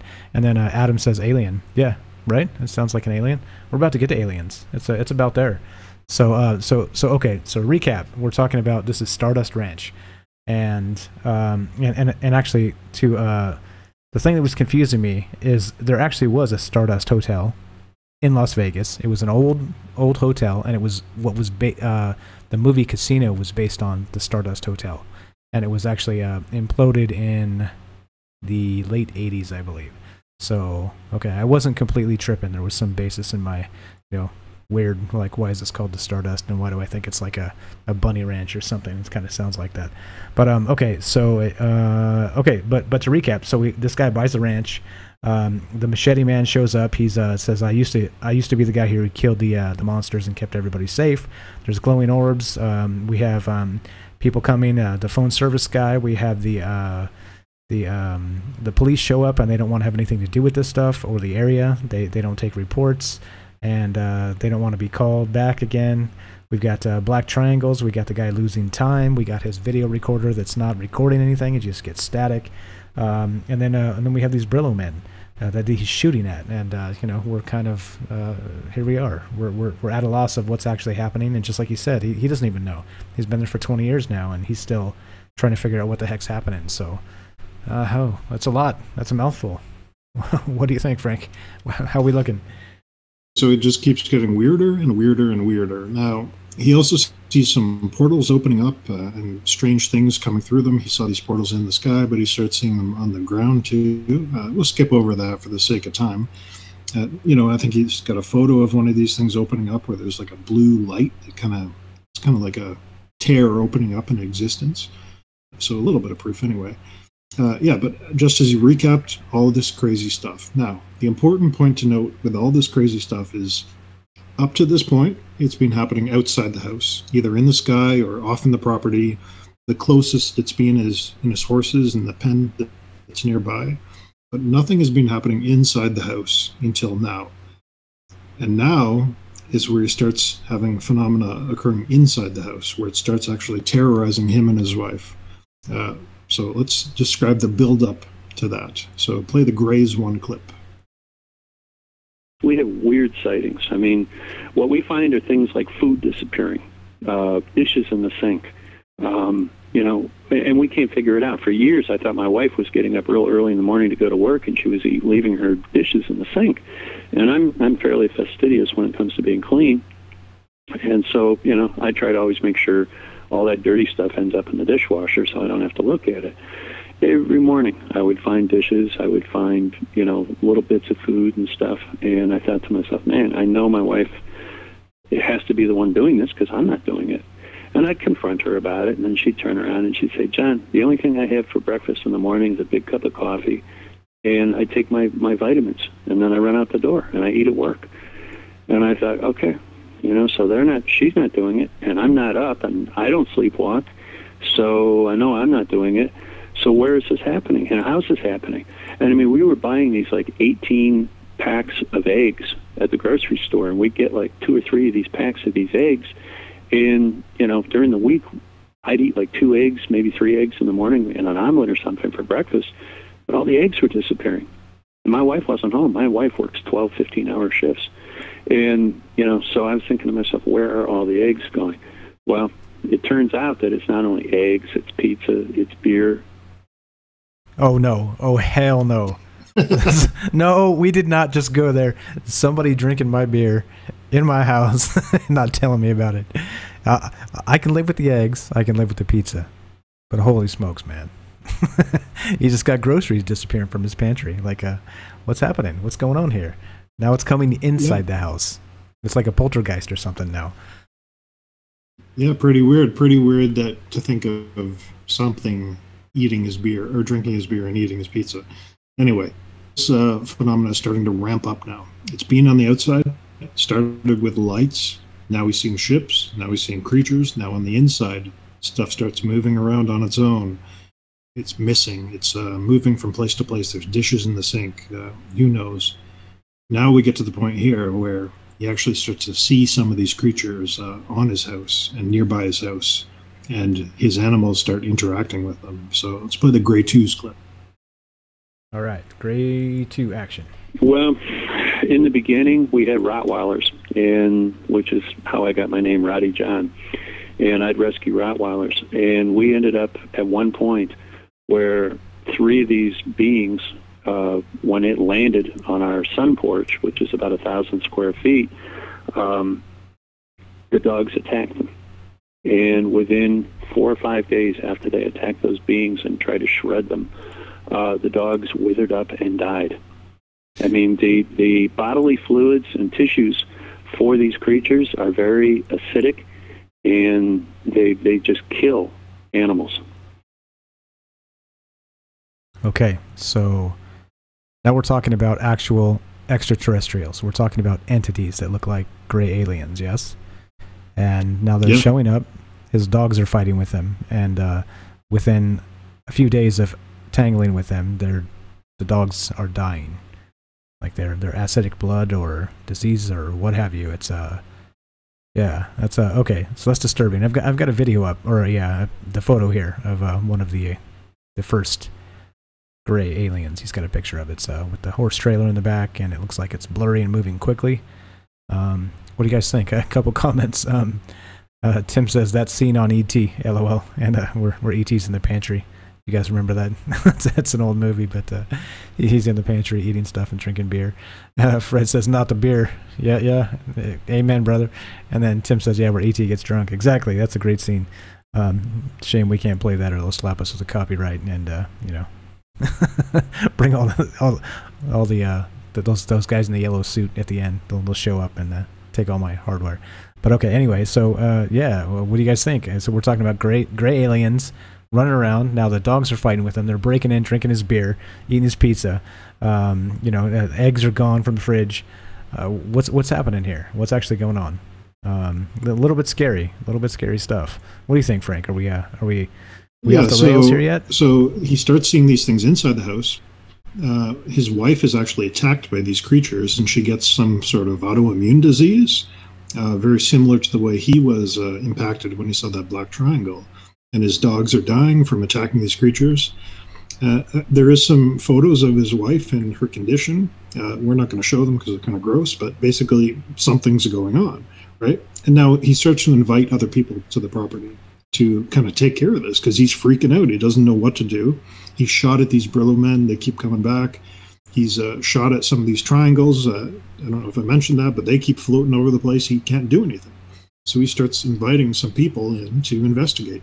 And these first two photos of these aliens were taken by these investigators. So they were actually taken by someone other than him who were investigating the property, if you can cycle through those. And they could be bad Photoshop. They kind of look like it. But the excuse here is that these things were, or the people who took the pictures claimed, these things were slightly out of phase with reality. So just like the Brillo men, they were there, but they weren't quite there at the same time. So they were blurry in that fashion. And again, not taken by him, taken by someone else who he brought to the property. And the third picture we have here also, these same investigators snapped a photograph of what looks like a saucer kind of hovering over the horse pens. Again, terrible image quality. You can't really tell if it's anything, but it's something at least. It's more than we're getting out of Skinwalker, if you can pull that up. And then the fourth image, if you can pull that up, that's the one where it's kind of dark. So this is an image snapped inside the house. And you can see to the very left-hand side what looks like one of these creatures kind of lurking. I don't know if you have that one pulled up. Yeah. Yeah, so you can see off to the left-hand side, there's one of these gray kind of creatures in the dark in the house. So he snapped a picture, and he's seeing these things running around all over the place. Yeah, so what would you do in this situation? You got aliens attacking your dogs and your horses, and your wife's getting sick, and, you know, you got flying saucers flying all over the place. What are you going to do? How are you going to deal with it? You tell me. Well, I'm going to make sure I'm armed, for sure. And if bullets don't actually interact with these things, like it is some sort of, you know, interdimensional business going on here, I'm not sure. From there, you know, like I want to make sure there's no physical threat, but then after that, I don't know. This is the type of stuff that would scare the hell out of you, right? To make you think, you know, question your own sanity, and, you know, is this a government project? Are they messing with you? Is this actual, you know, UFOs and ETs from other dimensions that are kind of phasing in and out? Like who really knows what's happening here? It's frightening for sure. I'm gonna scroll back through some of these other shots of the UFO above the horse area there, and then we got the two actual photographs of the gray aliens. So you know, like this is a ton more to me than, you know, so far than Skinwalker. You know, they don't have any photos of anything. So even if this stuff is fake, right? At least it's, you know, at least this guy's trying harder, you could say. I mean, we could say that. But I mean, you know, what do you guys think? You know, we're doing this show because we want to know what you guys think. So one more time, this is live. If you want to call in, 702-957-1037. Click the Discord link. I see that somebody did join Discord. So you keep an eye on that there, Frank. Make sure nobody wants to jump in and be on the show. But yeah, if you guys want to get in and comment on this stuff, do you think it's you know, full of whatever, or do you think there's some merit here? Do you think he's you know, pumping up the real estate value? I mean, I'm not sure why telling people you have aliens on your property would pump up the real estate value. You know, to me it seems like it would be the opposite. You know, like you might get some attention, but it's like trying to sell a haunted house. You know, like you kind of end up in that. You know, you don't want to disclose that, you know, 3 people were murdered and you know, 100 years ago, and the place has been haunted ever since. You know, that's gonna really bring down your real estate value. So I don't know. You know, like maybe you know, maybe he was the first viral troll starting 20 years ago, right? Because that's how long he's been there. Is that 20 years now? I think that sounds right. Yeah, maybe. Yeah. So his horses are being attacked. His wife's being attacked. His dogs are dying. He's got ships flying around. So he starts fighting back. And he starts fighting back in a pretty great way. So let's play the Fighting Aliens 1 clip. All right, here we go. Now we get to fight aliens. Hold on, let me make sure we get all this lined up. I'm going to put a picture of an alien right on the screen, and we're going to hear this clip. Okay. And action. You know, I sat down over the years, and I said to myself, you know, at some point somebody might decide to actually call you out on this in terms of, you know, the legalities of, you know, abusing aliens. And I thought to myself, you know what? I followed the Arizona state statutes for defending yourself. You know, I was in fear for my life. These things entered my premises without my permission. They came in my house. They hurt my wife. They hurt me. They hurt my animals. You know, they had no right to be here.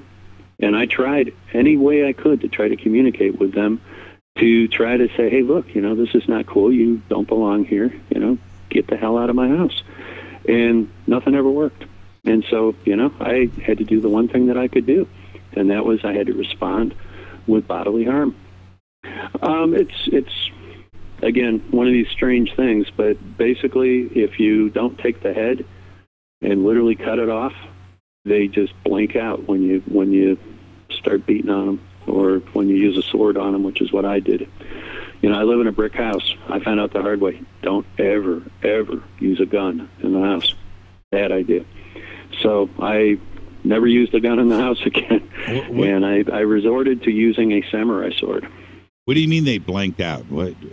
They just disappear. I mean, it's, you know, like literally I have been to the point where I was maybe 4 inches away from the face of one of these things as I ran it through with a samurai sword right in the gut. It went to the point where the sword went through the creature in the upper body and then went into the wall behind it. And, you know, the body fluid started, you know, pumping out, and when I pulled the sword out, I had a piece the size of a grapefruit, a ruby red grapefruit, on the end of my sword. Holy smokes. Okay, so we go from, wow, all right, so these things are running around his house. He shoots them, and the bullets do no effect. They pass through these things, and so it's almost like they're ultra-dimensional, interdimensional. I'm not sure what the difference is. I'm going to keep using both terms because I'm a knucklehead like that, but you guys know what I mean. They're phasing in and out of this reality, I guess. So then he, you know, does what the next reasonable thing that any sane person would do, and you grab, the gun doesn't work. What is it, a baseball bat?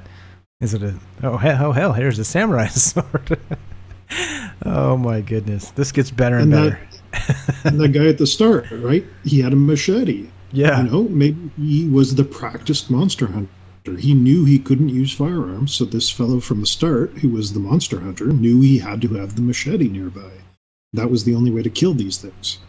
Yeah, so he's fighting these things. He mentions a tissue sample. And again, we'll get into that physical evidence in a second, which is kind of believable. But he's fighting these things. He's attacking them. He's like tackling them, throwing them into walls and stuff. But let's play the Fighting Aliens 2 clip, and then we'll get into the tissue sample he extracted from these things. It's us against them. I got to the point I was so angry about it for so long that I just dedicated myself to killing as many of them as I could. To me, it was like an indoor sport. Right, you know? right. And I just got to the point where it's like, you know what, you guys come to my house and you mess with me and you mess with my animals, you mess with my wife, I'm going to treat you like you're gang members. And I just hacked on them, chopped on them, picked them up and beat them against the wall by their ankles or their lower extremities, anything that I could do. Well, I mean, at one point we ended up with, like I said, a couple of big tissue samples. And I took them off the end of the sword, wearing gloves. I put them into glass bottles, and I ended up putting those under refrigeration until they could be sent to somebody who was a specialist in dealing with cattle mutilations. And that person took them and had them analyzed at a couple of major universities. And it took, I don't know, like 8 months to a year. And when they came back, the report said that those tissue samples were the strangest tissue samples I'd ever seen. We didn't tell them they were ET tissue samples. We didn't tell them where they came from at all. Right. And they said that they had both the properties of a creature that was a plant and an animal. And basically what they said was that the hemoglobin that was found in the blood also contained chloroform. And so they said that it didn't match anything from any place in the animal kingdom, the human kingdom, nothing they had ever seen. Okay, wow. So then he's hacking these things up with the samurai sword, which is fantastic. I think that's the best part. I think you need like a shirt, some guy like attacking aliens with a samurai sword. But we have tissue samples because he's attacked these things. Like you said, he had a chunk of tissue the size of a grapefruit, and he goes to get this stuff examined. And what's the scientific analysis there, Frank? Are we looking with that? Is that ugly? Is that chloroform? Yeah, That's poison. So he said chloroform, but I think he meant chlorophyll because chlorophyll is obviously what plants have. Okay. Easy mistake to make. Anyway, we have a couple of pictures. We got a picture of the report here and a picture of the samples under microscope that you can cycle through. But let me read this report because he actually did send it to a real doctor, a real scientist in a real lab. So here's the letter he got back. John, thanks so much for your tissue samples. I'm a microbiologist working with Dr. Levengood, who also came up in the crop circles thing, if you remember that. Anyway, I'm a microbiologist working with Dr. Levengood, assisting him with this project. Due to his busy schedule, I'm also assisting him with this correspondence. Enclosed, you will find photomicrographs of our preliminary tests regarding the initial samples you provided. Please note, the first picture here is the particle as received before hydration. Second is the fragment of the tissue with a strange cell structure that we're still testing. And the third is the unusual segmented fiber that we have not been able to identify as yet belonging to either animal or plant tissue. We've received the additional particles you collected and are in the process of sending them for a spectrographic analysis. We also look forward to the hand specimen and photos of the body you referred to with regard to your brother. For your convenience and sake of efficiency, feels free. Okay, blah, blah, blah, blah. But basically, he sent these things to get analyzed. And this is the preliminary report he got back, is they couldn't identify if they were a plant tissue, if they were an animal tissue. It seemed to be a hybrid of both of them because obviously as humans and animals, we have mitochondria, which produce our energy. Plants don't. They have, well, they do sometimes, but they also have chloroplasts, which take sunlight and convert it to sugar, which produces their energy. But have both. They had this chlorophyll, yet they looked like animal tissue. So it was kind of like a plant-animal hybrid of some sort. Anyway, this researcher all of a sudden stops communicating with him after this preliminary report. He tries to get a hold of him. He can't. Then, interestingly, this researcher dies. So he has a freak accident in his lab, and the whole place burns down, and he's dead. And yeah, there you go. So there is at least some preliminary analysis.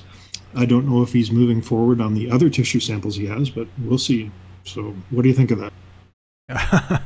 I think it's crazy. So we have actual physical evidence that went to an actual scientist that got given the scratch your chin and go, huh, what is this? This isn't exactly normal.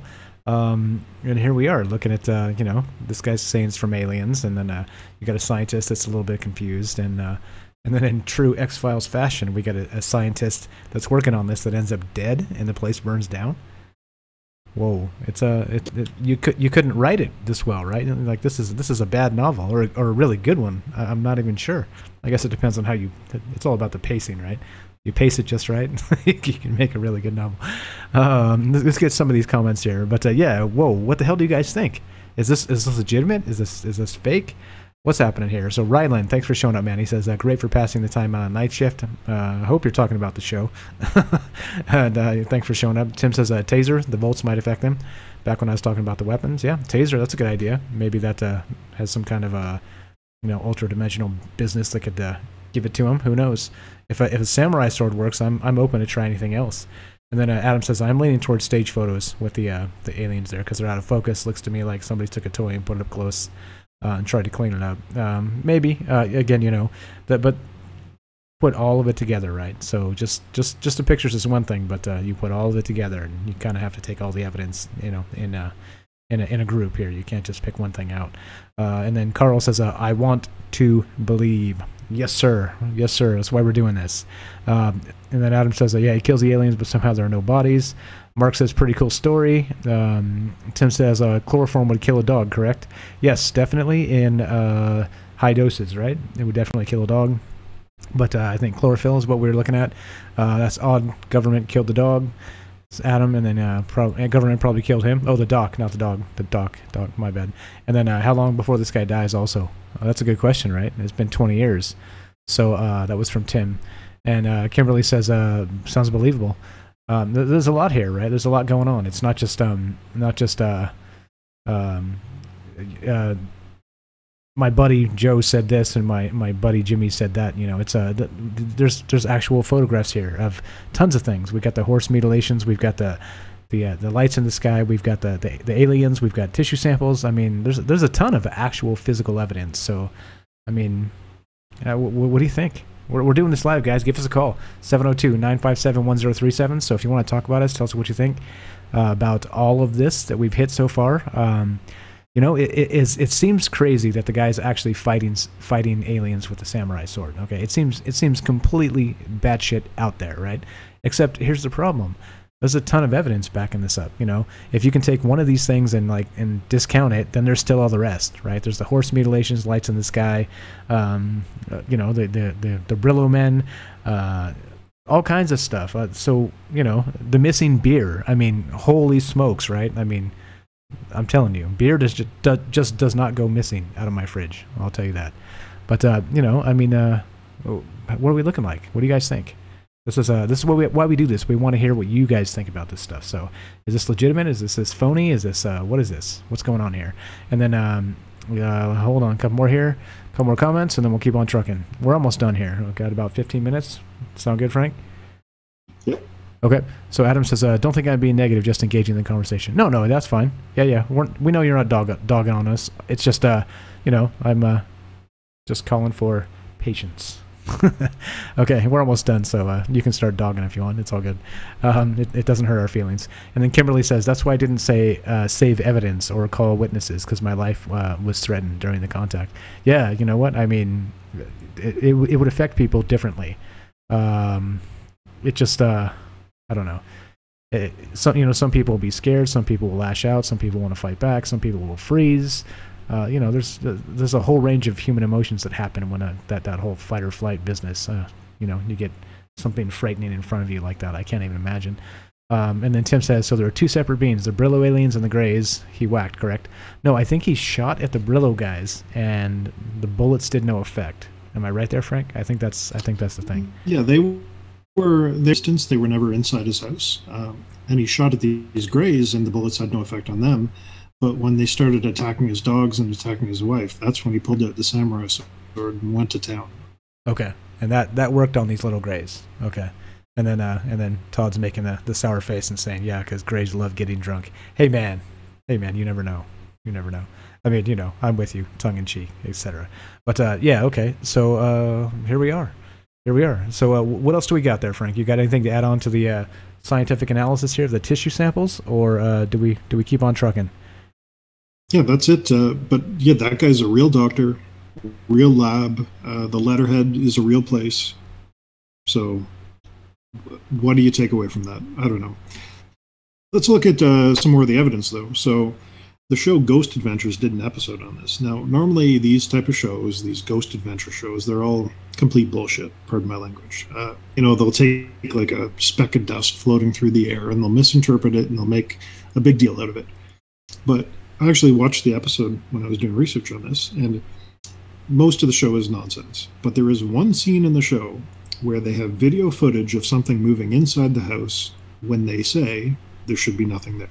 So we're not going to show it because they'll probably drop the hammer on us, but they actually do manage to capture footage of something moving inside the house when this TV show claims there's nothing inside. So pretty interesting in context with everything else. Now, this guy's given several interviews, this John Edmonds character, and he's talked to a bunch of people, like we're clipping some of these interviews out to share with you. But during one of these interviews, an alien, or what appears to be an alien, was actually caught in the background while John was talking. So I think we have a YouTube clip here, if you can play that, maybe describe it a little bit. But as he's just giving a random interview, one of these things appears to peek around the corner behind him in his house. So if we can play that, that'd be great. All right, here we go. So he's sitting on there. Scary music. It's slowed down. And I guess we're looking over his right shoulder. So that would be our left, on the left side of the screen. So keep watching. He's just kind of, it looks like he's talking. And and something's supposed to... Oh, okay, there's something moving down below. It's kind of poking its head up and moving around. It definitely looks like it's maybe grayish in color, maybe like a light brown maybe, but that could be shadows. Oh, now I see an eye and a shoulder. What the hell? If you guys are watching this, what do you think? Holy smokes. So it literally looks like there's an alien in his house and kind of watching what's going on, like just kind of sticking his head halfway around the corner. Wow. Okay. Yeah, that's what I saw. What did you guys see? Holy moly. I'll mute that, play that again while we talk about it. But what the heck? What the heck? So he's it's slowed down because obviously it happens super fast. But it looks like an alien to me. Something steps out behind the wall there, and it's looking at him. And so it comes super fast and then ends up moving out of the frame super fast. So you definitely can see like a large eye and like the face, the facial structure, and like maybe a little bony shoulder of an alien there. So what the heck? What do you think, Frank? Does that look legit? Yeah, so these little fuckers, pardon my language, are running around the house. They're terrorizing his family, attacking his horses. He's trying to give an interview about these things, and they're peeking over his shoulder. I don't know what to think, because this video by itself is dumb, right? It could be fake, whatever. But then you take this in context of every other thing that's happened so far, and its story as a whole, and it's pretty goddamn scary, quite frankly. And put yourself in that situation. You're him. These little aliens are running around messing up your life. You're going to take a sword out and you're going to attack them. Damn right you are. So, and again, the Ghost Adventures team was there, and they saw something moving when they said the house was empty. So there is some good proof for this. I don't know. It's unsettling. Let's put it that way. This story kind of rings true to me. Yeah. Now I'm not sure if you're aware of this, but I think the ranch has sold since. He no longer owns this. Is that correct? Yeah, he did sell it. I think it was this year, actually. Okay, it just happened. Yeah, like early, May or March of this year, something like that. Carl says that gave me chills. It's definitely a spooky little thing, right? And Todd's giving it the LOL. What do you think, Todd? Give us a call, buddy. You know where to find us. 702-957-1037.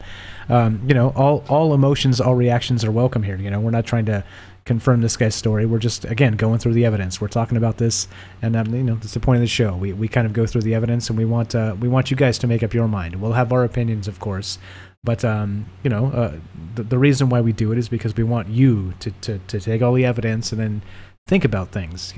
It's even if these things end up being phony, right, like giant hoaxes, in the end, it helps us spot hoaxes, right? Like by going through the evidence and seeing what's going on, even if it's phony. It's kind of an exercise to help our brains combat the fake news and the lying media and the whole deal, right? So it's important either way, and I think that was part of why we did this. Whether you believe this stuff or not, it's important to think about the possibility and look at the evidence yourself, because guess what?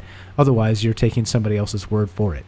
And, that's what they want you to do. That's exactly what they want you to do. So, so we're winding down here, guys. We got, maybe 10 minutes or so left. So if you want to get on and talk about this stuff, we've kind of come to the end of the data here, and we might have a little bit left. But what do you think? Like, what are we looking at? Is this legit, or is this phony?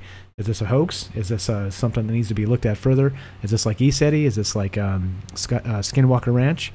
I always want to say Skywalker Ranch, but yeah, Skinwalker. What's happening here? Is this insane? Is this phony? What do you think? I think that video is pretty interesting. Chilling's a good word. Carl says that gave me chills. It's a good word. Tim says, do you think the aliens can have ghosts after they pass away? That's a hell of a question. That's like probably 3 shows right there. That's a good question. If they seem to be phasing in our current time, I would think that there's maybe they're partial ghosts already, right? Like, what did Tom DeLonge say? He said that they're actual interdimensional beings. So maybe they are partial ghosts to begin with. Stephanie says Oregon. I'm not sure what that means. If you're from Oregon, we love Oregon. Carl says, can we watch this interview on YouTube? I think I recognize the guy's voice. So Frank, bravo to Frank. He put together all the information this time. So I think that interview is from Jimmy Church. Do you have the? I recognize his voice there as the radio host. Do you have the episode number there, Frank? Yeah, I'll pull it up here. Okay. Just keep talking for a second. Okay, so yeah, you can. So there's an entire interview done by Jimmy Church. He does Fade to Black Radio, and that's on YouTube, so you can go back and watch this entire thing. I don't know about the YouTube video here. I'm sure that's on there as well, but not that particular radio show. Or maybe they get to it. I don't know. I haven't listened to the whole thing. It's going to be a couple hours, but yeah. What do you guys think? Here we are. We're at the end of this. We've gone through all this Stardust Ranch stuff, and is it fake? To me, some of this information looks compelling. Some of the data that we've looked at, some of the evidence looks compelling. I think it's worth another look, or not instantly crapping on this guy because you think you want to suspend your disbelief because BS, that video was BS, or those pictures were BS. Remember, those photographs were taken by investigators, so not him himself. So if he was trying to stage this stuff, I don't know. Implausible? Yes or no? That's where we're at. It's a great story too. You think about the whole thing. He starts out seeing this crazy guy with a machete saying, "I hunt the monsters, and you'll regret it if I'm not." And by the end of this whole saga, what's he doing? He's in the house and he's hunting the monsters with the same type of weapon, and he's regretting that he kicked that guy off, right? So from start to finish, this whole saga, to put it that way, is crazy. And we've got biological evidence, we've got photographs, we've got video apparently. He's writing a book too. I don't know if that is towards his credibility or away from it, but he claims he has more samples. So who knows? We'll keep an eye on this and see what comes out of it, but there's so much here. And unlike Skinwalker Ranch, which everyone seems to believe in, there's actual proof for it. And it's amazing when you think about it that we have videos and we have samples sent to labs and all this stuff. So yeah, I don't know what to think. I'm leaning towards this guy telling the truth, quite frankly, and I'm pretty skeptical about a lot of things, but this whole thing put together is creeping me out. It is a creepy story. So a few minutes left, guys. If you want to call and get on the show, talk about this, 702-957-1037. Watching the phone line. So as soon as you call in, we'll get you on and you can tell us what you think. If you don't want to talk about this, that's cool. You just want to say hi, tell us you like the show, or give us feedback about the show. Perfect. That's what we're here for too. So we're trying to get better. We're trying to make a better show each time. So we're open to all of that. So one more time, 702-957-1037, or click the Discord link. And we will be nice to you. We've got some Kelly and Todd will vouch. They've called in and we've been nice to them. So here we go. Let's read some more comments and then take this sucker out. So let's see. Kelly says, everything that dies goes back to its original self, which is pure energy. And everything is energy before it becomes mass. I can buy that. And then Tim says, which are what ghosts essentially are, right? Yes. Okay. And Kelly agrees, yes. And Adam says, I'll call and talk to you guys on the phone when you do one show about the 22 genetic experiments. Okay, well, if you're holding us hostage, I guess we'll wait for your phone call. Hey, man, we do the shows we want to do. So we will put it on the list. We've got a long list, and maybe we'll get there. So, but again, if you want us to talk about it... Sorry, let me interrupt. I just looked that up. That's from Corey Good, who's talking about that. So maybe we'll get to that sooner than you think, because we want to take a good look at this Corey Good fellow who has a similar story to Randy Kramer and his Marine on Mars escapades. Okay, yeah, that's cool. No, Adam, here's the thing, though. So what you can do is, if you want to pull up a couple links, on Tuesday, our show it's open topics, okay? We go 2 hours, and we have news stories that we talk about, but if you guys want to talk about anything in particular, you drop the links in, and we'll kind of go through if we can. If it's not super dense, if it's like really, really hard for us to read a ton of information on a stream, then it makes it hard. But if you can give us a little brief about that stuff on Tuesday, we can add it and we can talk about it, and then we can have people call in and talk about that. So that's probably the best way to do it. So we'll call those mini topics until we get to an actual full show. So yeah, man, we're open to that, of course. If you go back and look at actually, you can't see our Tuesday shows because they're hidden behind a the free paywall. So if you want to watch some of those shows, just go to troublelines.org. Top right, there's a mailing list. Just enter your email in there, and then we'll set you up for some bonus content, which is those shows which have been redacted from history. It's hidden in the secret Frank's Illuminati vault. So yeah, that's what we're doing here. So what do you think? Comments, guys? Calls? Discord? Is this? I don't know. I think this is a great story. One way or the other, it's a great story. Adam says you're doing just fine, man. Thanks, appreciate that. And then he says, what time? Hey, 9 p.m. Pacific. We always do them same time, 9 p.m.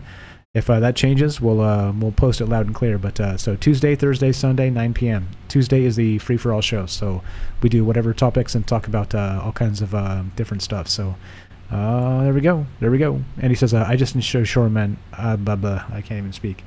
I just enjoy your show, man. I enjoy the fact that you guys are bringing this up and you're talking about it, and it's about damn time somebody did. Thank you. We appreciate that. So here we go. We're at that point of the show. We're winding this down. So if you guys like the show, we know a lot of you stuck with us tonight. There's a lot of people in here tonight.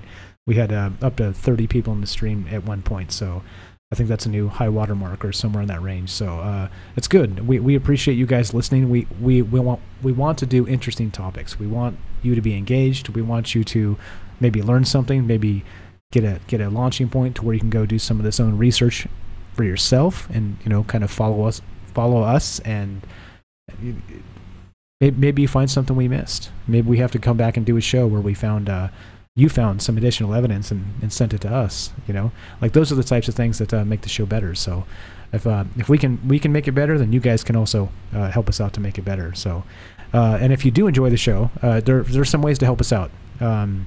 You can do that. It doesn't cost you a penny. Remember, do all the likes, do all the shares, go to YouTube, give us the thumbs ups, and leave comments on things. So if you guys don't know, when during in any kind of social media, leaving comments is like it's almost better than a thumbs up, right? That's because they call it interactions. Okay, so ratings are good, thumbs ups are good, comments are very good. So that's how they do it. If they get a ton of interactions, they boost you, and more people see you, and et cetera, et cetera. So there you go. That's how it works. If you didn't know how it worked, and yeah, so we've got this on we stream on YouTube, we stream on Facebook, we stream on Twitch. I think still. I haven't checked that. We'll have to make sure that's still live. And yeah, that's what we do. That's why we're here. So if you guys want to help us, go to troubledminds.org. All our socials are there.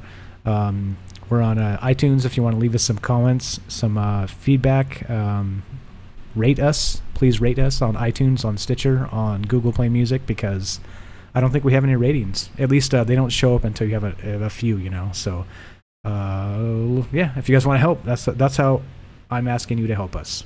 If you'd like to help, it's take a second of your time. Please go to those sources. Leave us some feedback, because it does help us. Okay, so with that, Fred says another great show. Thanks, Fred. Appreciate it. And I'm going to wind this down. I'm going to cue this outro. Let me turn the music down, because that was a little loud last time. Anything else you want to kick in here, Frank, as I cue the music? Yeah, we'll keep asking questions. We'll keep doing the deep dives into these strange and obscure topics. And we'll keep trying to bring this to light. And the more participation we have, the easier it is for us, although we'd probably be in a dark room somewhere talking about it, even if no one was watching. So we enjoy doing this show, and we enjoy hearing your feedback. So yeah, we'll be back on Tuesday, and we'll be back on Thursday again for another deep dive into something else. But that's our show, and I hope you enjoyed it. Thank you. I did, Frank. I enjoyed it. I don't give a damn if anybody else enjoyed it. I enjoyed it. All right, so I'm just kidding, of course. So all right, so Tuesday, Thursday, Sunday, 9 p.m. Pacific, we stream live. These things go into an archive on SoundCloud. They go on iTunes. They go on Stitcher. They go on Google Play Music. So if you prefer like the actual podcast format, we've got that. You can do that. And that's where we need help, guys. So if you want to help us out, go to those platforms and leave us some reviews, leave some comments, and yeah, that's it will help us. And I'll stop begging for help now. But here we go. A few more comments. Everybody says good night. See you Tuesday. Good show. One love. Back at you, Kimberly, and everybody else. Thank you so much. Wow, this music is just aggressive. It puts me in one of those moods. All right. So with that said, you're listening to Troubled Minds Radio. Yep, that's right. I am your host, Michael Strange. I'm here with your co-host, Frank Pierce. And from our troubled minds to yours, Thank you for listening. And everybody, have a great night.